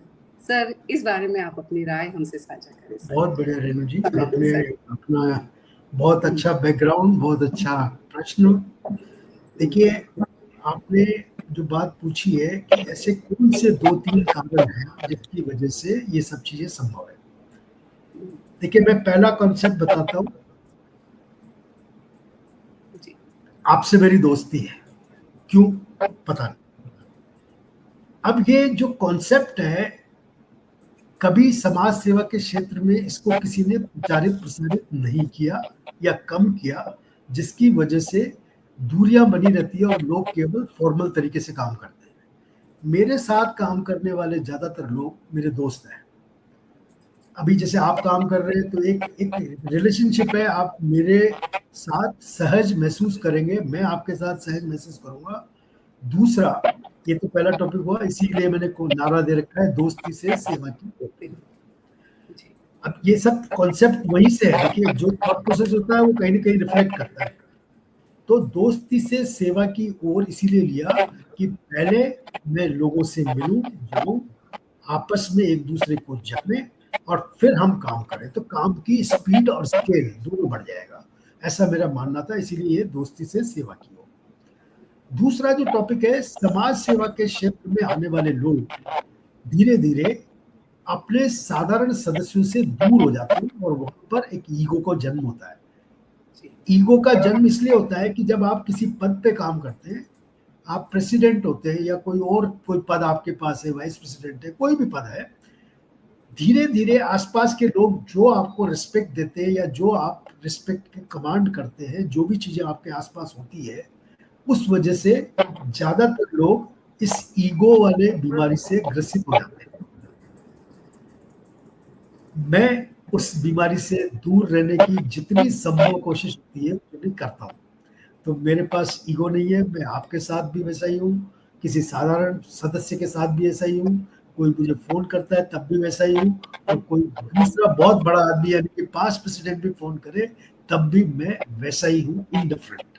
तो मुझे इस बात का फर्क नहीं पड़ता कि मैं किससे बात कर रहा हूँ, मेरे लिए वो समाज सेवी है, बस इतना ही है, और मेरे जैसा समाज सेवी। तो ये 2 रीजन है। मैंने एक बोला दोस्ती से सेवा, और दूसरा मैंने आपको बोला कि ईगो का ना होना। ये 2 रीजन है जिसकी वजह से मैं काम को गति दे पाता हूँ। काम करता तो नहीं हूँ, मैं बार बार बोलता हूँ, मैं काम करता नहीं हूँ, काम करना भी नहीं चाहता हूँ, लेकिन रिजल्ट ज्यादा चाहिए, तेजी से चाहिए, और उसके लिए मैं काम होते हुए देखना चाहता हूँ, और उसके लिए पूरा प्रयास करता हूँ कि जो लोग जिनमें कुछ भी करने की भावना है, मैं उनको हर तरीके से सपोर्ट करने की कोशिश करता हूँ। यस जी सर, बहुत ही अच्छे टिप्स दिए आपने कि ईगो को साइड रख के आप पद को हावी नहीं होने देते और काम को गति देते हैं। ये सही, बहुत ही सुंदर बात कही आपने sir. Thank you so much. अब मैं हसीमत सर को देना चाहूंगी। सर आप नेक्स्ट बुलाइए। थैंक यू रेणु जी। आवाज अनम्यूट करिए हस्तीमल जी।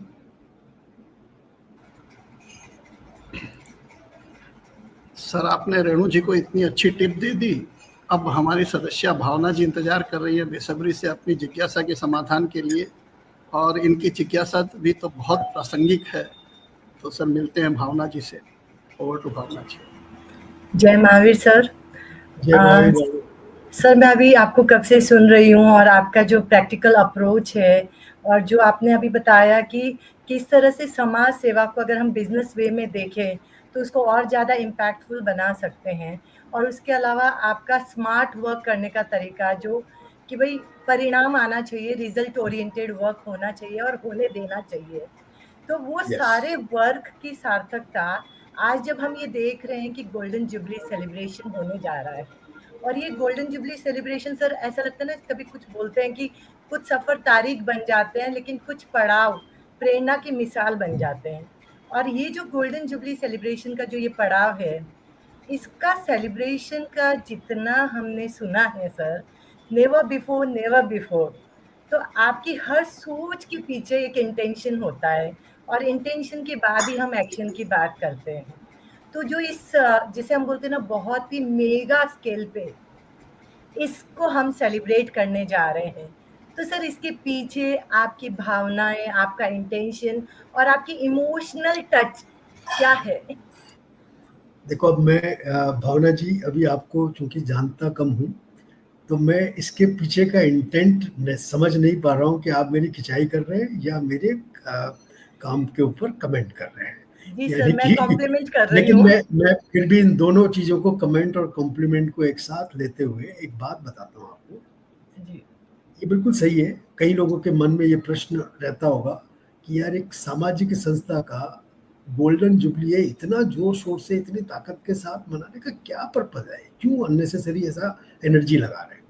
तो ऐसा सवाल कई लोगों के मन में आ सकता है, लेकिन मेरा जो थॉट प्रोसेस है इसमें बिल्कुल डिफरेंट है, बिल्कुल डिफरेंट इन मायनों में है कि 50 साल पहले जिन लोगों ने इस संस्था की स्थापना की, यानी कि जो फाउंडर्स थे, उन्होंने जो सोचा, तो कोई भी व्यक्ति काम करते करते या संस्था काम करते करते एक जगह आकर के रुक जाती है, यानी बुढ़ापा आ जाता है। So this organisation is ageing, and एक तरफ 50 साल पूरा होना गर्व की बात है, लेकिन दूसरी तरफ 50 साल पूरे होने दुख का कारण नहीं है।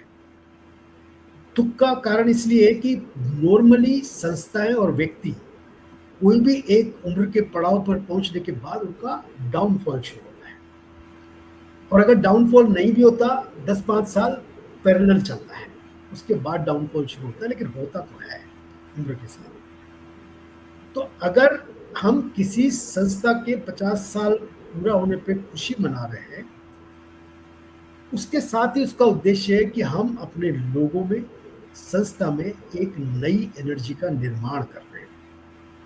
ये जो एनर्जी आप और हम लोग गोल्डन जुबली के सेलिब्रेशन के माध्यम से, या ये गोल्डन थ्रेड के माध्यम से, या और जितनी भी आपकी नई नई स्कीम्स हैं जो आप लोग चला रहे हैं इसके लिए, चाहे वो सैल्यूट टू शगुन हो या चाहे वो गोल्डन थ्रेड हो या जो भी हम काम कर रहे हैं, इन सब टॉपिक के माध्यम से हम कर क्या रहे हैं, हम उस चेतना का या उस एनर्जी का या उस जोश का विकास कर रहे हैं कि हमारे महावीर इंटरनेशनल के जो सदस्य हैं, जो एज से ग्रसित है या संस्था जो एज से ग्रसित है, इस वक्त इसको री एनर्जाइज करके, रीस्ट्रक्चर करके ऐसा बना दें कि अगले 25-50 साल जिस गति से पहले काम किया है उससे बहुत तेज गति से ये काम कर रहा है।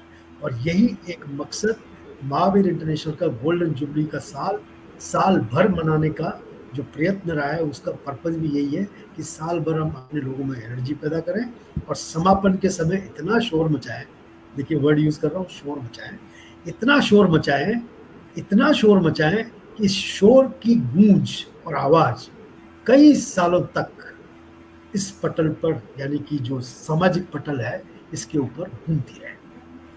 बहुत खूब सर, जैसे इसको हम बोल सकते हैं कि ये फ्यूलिंग पॉइंट है, आप फ्यूल भर रहे हैं आगे आने वाले समय के लिए।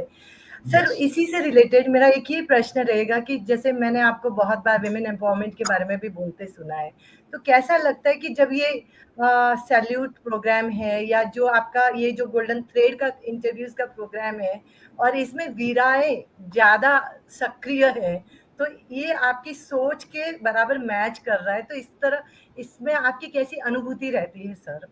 बिल्कुल। देखिए अब ये आपने जो पॉइंट टच किया है बहुत इम्पोर्टेंट और समाज सेवा के क्षेत्र में बहुत दूर तक जाने वाला पॉइंट है। हिंदुस्तान की जो इकोनॉमी है इसमें अगर हम लोगों की संख्या देखें तो 50% मोटा मोटा महिलाएं, 50% मेल है।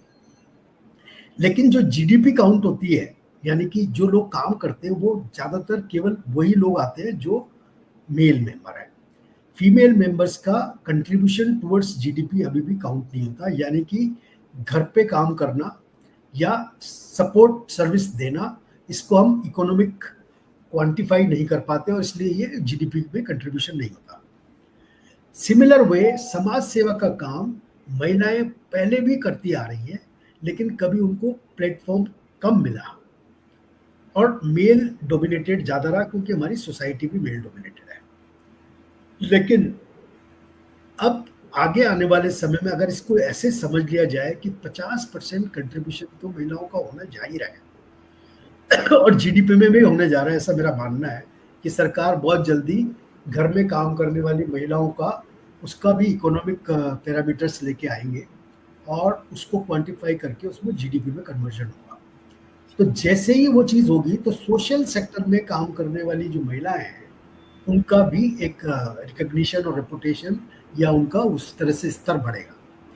तो आपने जो बात कही है उसके पीछे जो मेरा थॉट प्रोसेस है, मेरे आने के बाद पहले भी कभी सब लोग काम करते रहे, महिलाएं भी काम करती रही, ऐसा नहीं है, लेकिन मैंने रश्मि जी के नेतृत्व में महिलाओं को एक इंडिपेंडेंट स्टेटस देने की पूरी कोशिश की ईमानदारी से इतने सालों में। और यहाँ तक कि मैंने एक इनके अधिवेशन में जब जज्बा हुआ था उसमें यहाँ तक भी बोला था कि एक बार महिलाएं अपना अधिवेशन हिंदुस्तान के बाहर जाके इंडिपेंडेंट तरीके से करके आए, और ये करके भी आ गए।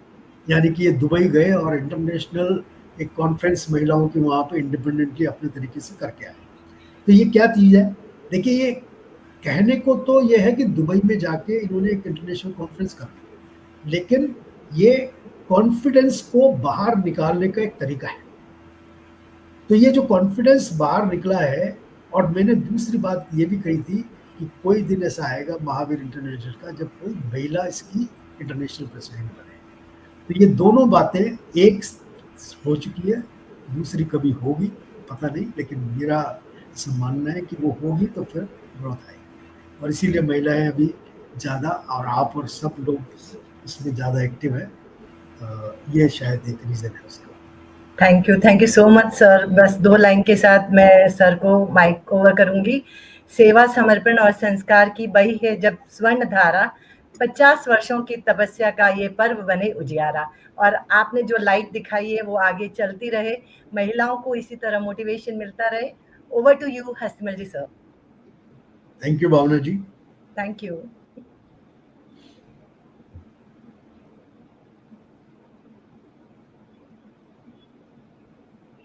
अनम्यूट हस्तिमा जी। आज आपने हमारे सदस्यों को उनकी जिज्ञासा का उचित समाधान देकर प्रसन्न कर दिया, लेकिन हमारी एक सदस्य अभी भी इंतजार कर रही है और ट्रेन भी अगले पड़ाव पर पहुंचने वाली है। हमारी मेघा जी बैंकर है और भविष्य की प्लानिंग को लेकर बहुत जागरूक रहती है, तो उनकी जिज्ञासा भी कुछ भविष्य को लेकर है। तो आइए मिलते हैं मेघा जी से। नमस्कार सर, जय महावीर। जय महावीर मेघा जी। यस, सबसे पहले तो हमारी संस्था महावीर इंटरनेशनल और गोल्डन थ्रेड प्रोग्राम का धन्यवाद करना चाहूंगी कि उन्होंने मुझे ये मंच दिया और अवसर दिया आपसे बात करने का। सर कहते हैं कि leadership is not about titles और positions, it's about impact, influence and inspiration. तो जितनी प्रेरणादायी आपकी यात्रा इस संस्था के साथ रही है, उतनी ही इम्पैक्टफुल आपकी लीडरशिप है और उतना ही बड़ा आपका विजन है। और ये मैं नहीं कह रही हूँ, हमारे गोल्डन थ्रेड प्रोग्राम में जितने भी गेस्ट आए हैं सभी ने ये बात कही है। तो मैं आज आपके साथ जो आपका विजन है महावीर इंटरनेशनल के फ्यूचर को लेकर, उसके बारे में बात करना चाहती हूँ कि आगे के रास्ते में महावीर इंटरनेशनल के लिए आप कौन सी नई संभावनाएं या अवसर देखते हैं, या यूं कहिए कि आपने अब तक जो बीज बोए हैं, भविष्य में आप उनके कौन कौन से फल देखने की आशा रखते हैं?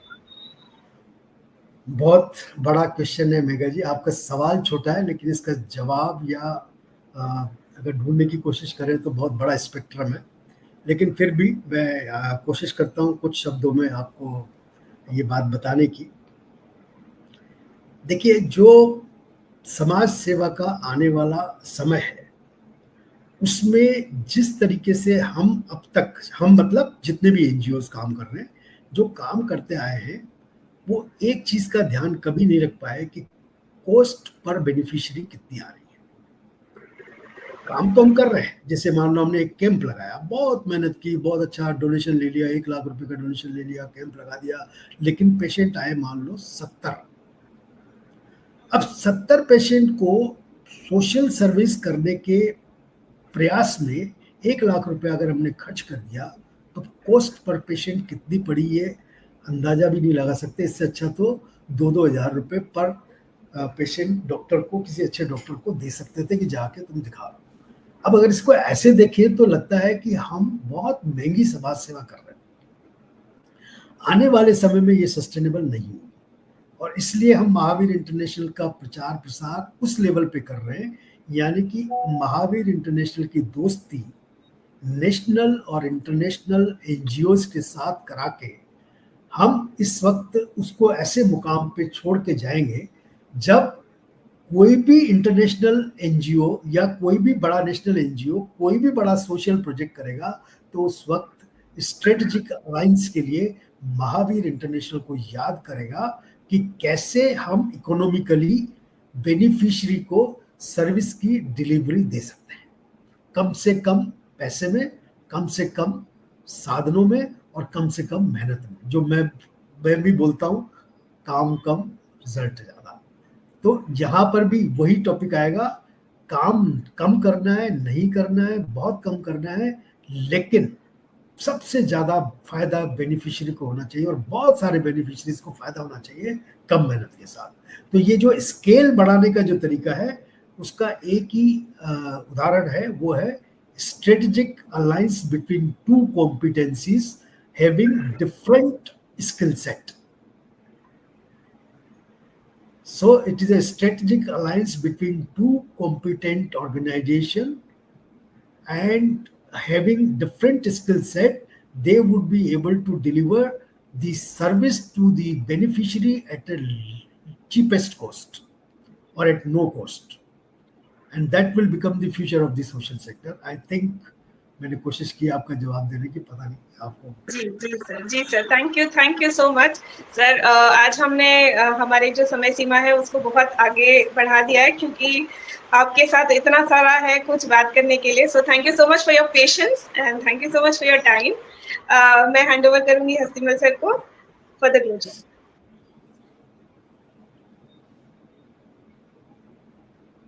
अनम्यूट करिए हस्तिमल जी।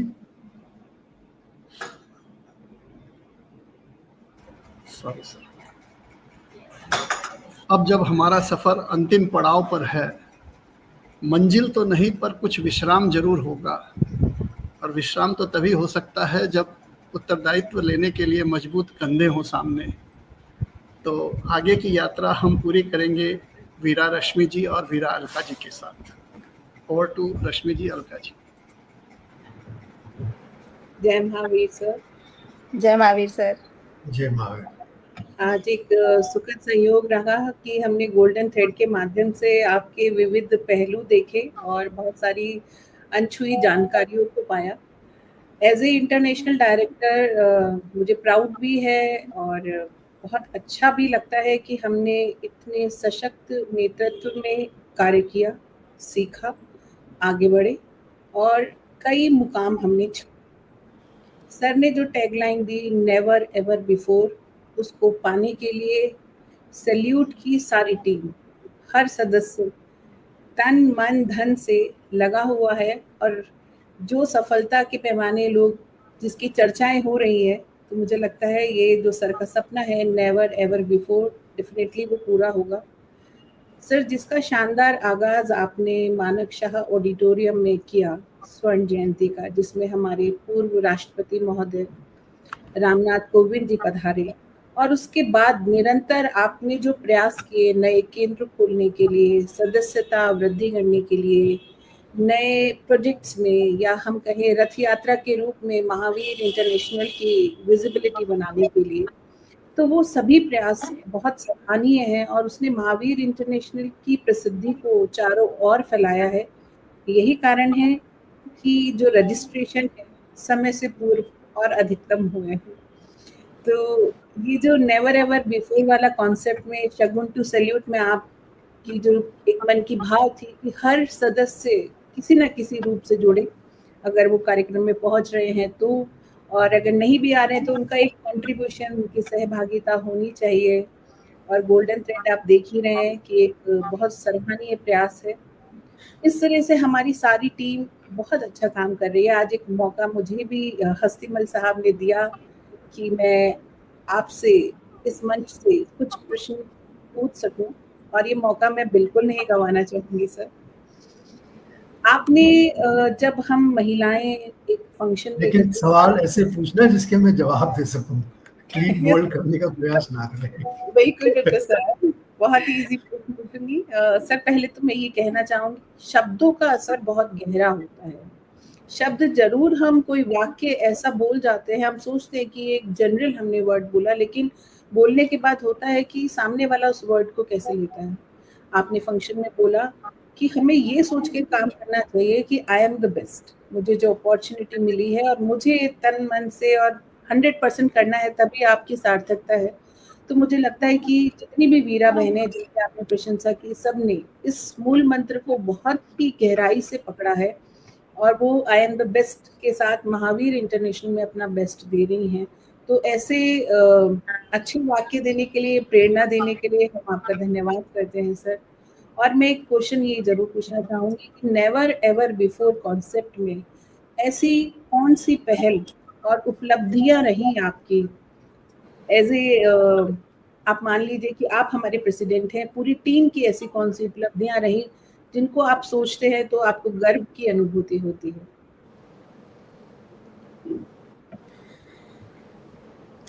देखिए, ये जो गोल्डन जुबली सेलिब्रेट करने की जो टीम बनी है ना, और जिस तरीके से ये काम कर रही है, ये उस सेंटेंस का रिजल्ट है। और मेरे लिए इससे खुशी की बात कोई नहीं हो सकती कि 5 और 6 जुलाई को हमारा इतना बड़ा इवेंट हो रहा है और मेरे मन में कोई प्रेशर नहीं है, मेरे दिमाग पे कोई प्रेशर नहीं है। ऐसा कभी हो सकता है क्या? ऐसा सोचने की जरूरत है। तो मेरी जो सबसे बड़ी अचीवमेंट है इसके पीछे कि मैं आप लोगों को पहचान पाया, नंबर 1। नंबर 2, आप लोगों को साथ लेकर के कुछ ऐसा काम करने की सोची जो नेवर बिफोर की बात कर रहे हैं हम बार-बार। तो जैसे आपकी और जो अलका जी की टीम है, आप लोगों ने जिस तरीके से अपने लोगों को साथ में जोड़ा और जिस तरीके से हम काम करते करते पिछले 3 महीने से यहाँ तक आ गए हैं, और जो अभी 5-6 जुलाई को कल्मिनेट होगा सब चीजें, ये अपने आप में एक अद्भुत एग्जाम्पल है। अगर महावीर इंटरनेशनल या और किसी सामाजिक संस्था में भी अगर ऐसा कोई एग्जाम्पल ढूंढना हो तो मुश्किल है। इसलिए मेरी सबसे बड़ी अचीवमेंट है आप लोगों की खोज। Thank you very much sir. हम लोगों पे विश्वास रखने के लिए ओवर टू अलका। जय महावीर सर। वैसे तो बात में पूरा सार आ ही गया, फिर भी इस स्वर्ण महोत्सव की जिम्मेदारी देने के लिए बहुत बहुत धन्यवाद। Think no one else think, do no one else doing, ये वाक्य आप पे पूरा सटीक बैठता है। फिर भी एक सवाल है मन में कि ऐसा हमारी एनजीओ में जैसे 400 केंद्र और 11,000 हमारे कर्मठ कार्यकर्ता है, हमारे वीर भाई भी किसी से कम नहीं है, आप उनको भी जिम्मेदारियां दे सकते थे। जैसा कि आपने बताया, गोल्डन ये जुबली सेलिब्रेशन आपका अचीवमेंट है, तो इस महायज्ञ की तैयारियों के लिए आपने हम 2 महिलाओं पे विश्वास करके इतनी महत्वपूर्ण भूमिका दी, तो विश्वास तो सब करते हैं मगर मौके कम ही देते हैं।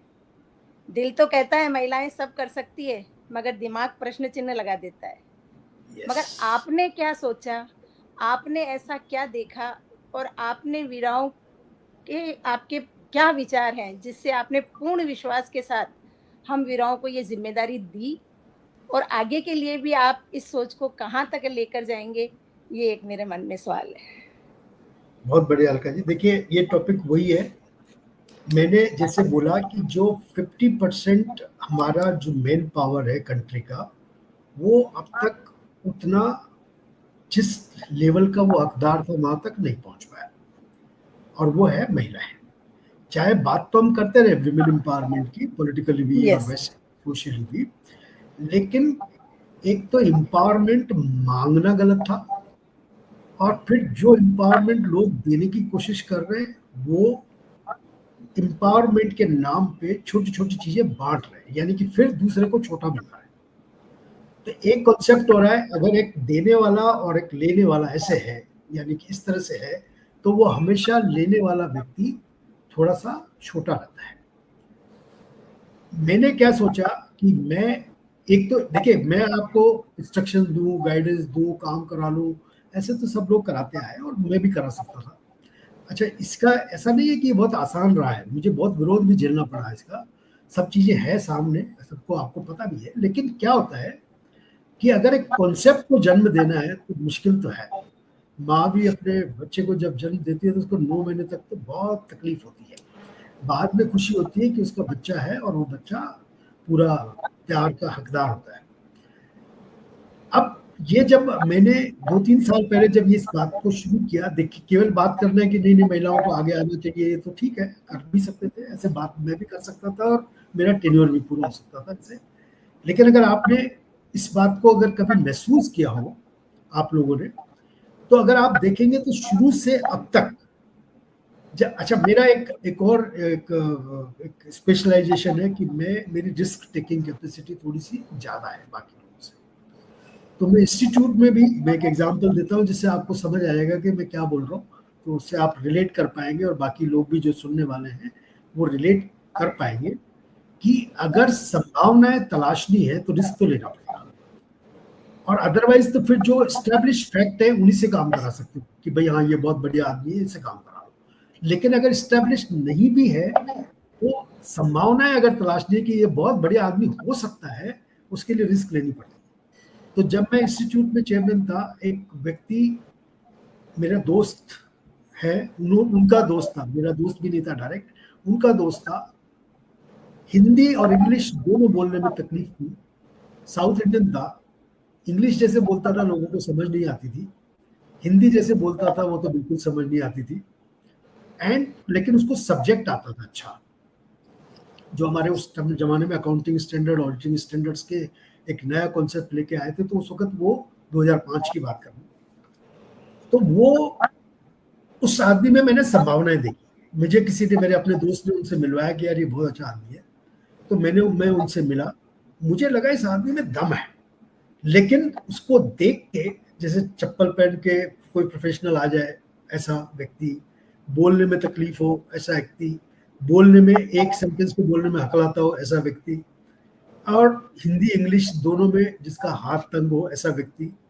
अब उससे मिलकर के मुझे, उस आदमी ने मुझे रिक्वेस्ट भी किया कि मैं बहुत कुछ करना चाहता हूँ प्रोफेशन में, और मैंने भी इस बात को महसूस किया कि इस आदमी में दम है। अब देखिए मैं जो बात कर रहा हूँ वो कहाँ पे रेलेवेंट है। इंस्टीट्यूट ऑफ चार्टर्ड अकाउंटेंट्स में हम कॉन्फ्रेंसेस करते हैं, और सब्जेक्ट स्पेसिफिक कॉन्फ्रेंस होती है, यानी कि प्रोफेशनल कॉन्फ्रेंस होती है। मेरे समय में जब मैं चेयरमैन था तो ज्यादातर कॉन्फ्रेंस दिल्ली के 5 स्टार होटल मेरिडियन होटल में होती थी, और वो मैंने पूरे साल के लिए तकरीबन बुक किया हुआ था, हर सैटरडे को वहाँ पे कॉन्फ्रेंस होती है। अब उस सैटरडे को जो कॉन्फ्रेंस होती है वहाँ पे नामी गिरामी स्पीकर्स को हम लेके आते हैं, फैकल्टी को, चाहे वो दिल्ली से हो या मुंबई से हो या हिंदुस्तान के किसी भी कोने से हो, टैक्स एक्सपर्ट है तो आएगा बुलाना। वो एक प्रेस्टिजियस प्लेटफॉर्म होता है, क्योंकि वहां से पूरे प्रोफेशन में वो आवाज जाती है और वो स्पीकर बनता है, या उस स्पीकर की पॉपुलैरिटी बढ़ती है तो वो ऑटोमेटिकली उस तरह का एक एक्सपर्ट बन जाता है। अब उस बंदे ने कहा कि मैं स्पीकर बनना चाहता हूँ। मेरे को कोई पागल आदमी होगा जो ये बात मानेगा कि वो स्पीकर बन सकता है, लेकिन वो उस तरह का पागल आदमी मैं था। मैं उस आदमी को बोला कि yes I give you the chance, और उस व्यक्ति को मैंने थोड़े दिन मैंने कहा कि आप सेमिनार कॉन्फ्रेंसेस में आना शुरू करो मेरिडियन होटल में, देखो लोग कैसे बात करते हैं, कैसे बोलते हैं, and just observe them and then we will decide. मेरी जितनी टीम थी, जब मैंने ये सेलेक्ट किया कि वो अकाउंटिंग स्टैंडर्ड के टॉपिक के मेरिडियन होटल जैसे 1100 चार्टर्ड अकाउंटेंट के बीच में, जहाँ एक से एक ये एक्सपर्ट है और खिंचाई करने में मास्टर है, अगर ऐसे लोगों के बीच में इस स्पीकर को खड़ा कर दिया और मेरी बदनामी हुई तो एक बहुत बड़ा डर था, क्योंकि मैं चेयरमैन होने के नाते जिम्मेदारी मेरी कि कौन सा स्पीकर पकड़ के लाया हूँ। अब पकड़ के लाया हूँ तो अब ये बहुत बड़ा चैलेंज था। मैंने हाँ तो कर दिया उसको, मैंने मान भी लिया, मुझे पता भी था। मेरे जो साथी थे सेक्रेटरी, ट्रेजरर, वाइस चेयरमैन, दे अब्यूज्ड मी कि सर आप करके करो, कुछ नहीं होगा, बहुत गालियां पड़ेगी, बहुत बेकार हो जाएगा प्रोग्राम, इसको तो कुछ भी नहीं आता, बात करने नहीं आता। But then I decided to go ahead. आज की डेट में हिंदुस्तान का वो सबसे बड़ा हमारे इस फील्ड का अकाउंटिंग और ऑडिटिंग स्टैंडर्ड में नॉलेज रखने वाला व्यक्ति है, जो दुनिया के केसेस लड़ता है। दुनिया के अकाउंटिंग और ऑडिटिंग के केसेस, स्टैंडर्ड के केसेस, नाम मैं नहीं ले रहा हूँ, बट वो आगे लड़ता है और सब जानते हैं कि वो कौन व्यक्ति है।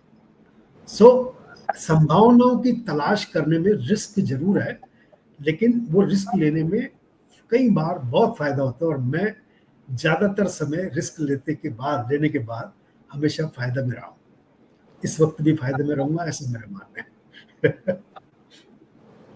Yes, okay sir, over to Hastimal sir.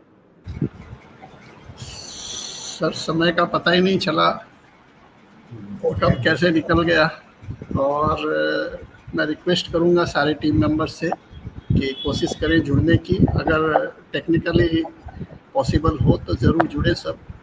और बहुत अच्छा लगा सर आपसे बात करके, इतनी ज़्यादा जानकारी, इतनी ज़्यादा नई नई चीज़ें जानने को मिली, और लगता है कि ये सेशन 3 घंटे का हो तो और ज़्यादा बेहतर होगा। तो फिर कभी आपसे समय चुराएंगे और आपसे रिक्वेस्ट करेंगे कि हमारे बीच में आप पधारें अलग से, चूँकि गोल्डन थ्रेड तो अब पूर्णावति पे है, समापन पे है, तो इस प्लेटफॉर्म पे तो शायद न जुड़ पाएँ, लेकिन और किसी प्लेटफॉर्म पे आपके साथ जुड़ के मार्गदर्शन लें, ऐसी सबकी इच्छा है, पूरी टीम की इच्छा है। तो पूरी टीम की तरफ से मैं आपका बहुत बहुत आभार व्यक्त करता हूँ। इसी तरह हमारा मार्गदर्शन बहुत करते धन्यवाद रहें। हस्तिमल जी। मैं बीच में आपको एक छोटा सा इंटरप्ट कर रहा हूँ। बिल्कुल देखिए, जितना मैं बोला हूँ उसमें मेरा रोल कम है, जितना आपने मेरे से बुलवाया है उसमें रोल आपका ज़्यादा है। तो आप सब लोगों ने जितनी जानकारी मेरे से निकलवाई है या जानने की कोशिश की है या मैं बोल पाया हूँ, उसमें क्रेडिट आपके प्रश्नों को जाता है, आपके बात करने के तरीके को जाता है। जो क्वेश्चन आपने पूछे और मैं अनवरत रूप से उनको रिप्लाई करता चला गया, ये सोचे बगैर कि लोगों को कैसा लग रहा होगा। लेकिन जो कुछ मैंने बोला, जो कुछ आपने पूछा, आपने दिल से पूछा, मैंने दिल से जवाब दिया, और मुझे लगता है कि जितने भी दिल वाले लोग हैं उन तक ये बात जरूर जाएगी और बहुत दूर तक जाएगी। तो सब दिल वालों को मेरा सलाम, धन्यवाद, थैंक यू सो मच। आपको भी बहुत बहुत धन्यवाद। आभार सर, बहुत बहुत आभार सर। जय महावीर, बहुत बहुत आभार सर। जय महावीर। सर हम एक अपना लास्ट का जो हमारा एक डायलॉग हमेशा रहता है सर, कि आपके डेडिकेशन और कमिटमेंट और हमें जो गाइडेंस दे रहे हैं उसकी भावना के लिए और सब कार्यों के लिए हम आपको सैल्यूट करते हैं। Thank you so much. Thank you. Thank you sir. Thank you. Thank you ji.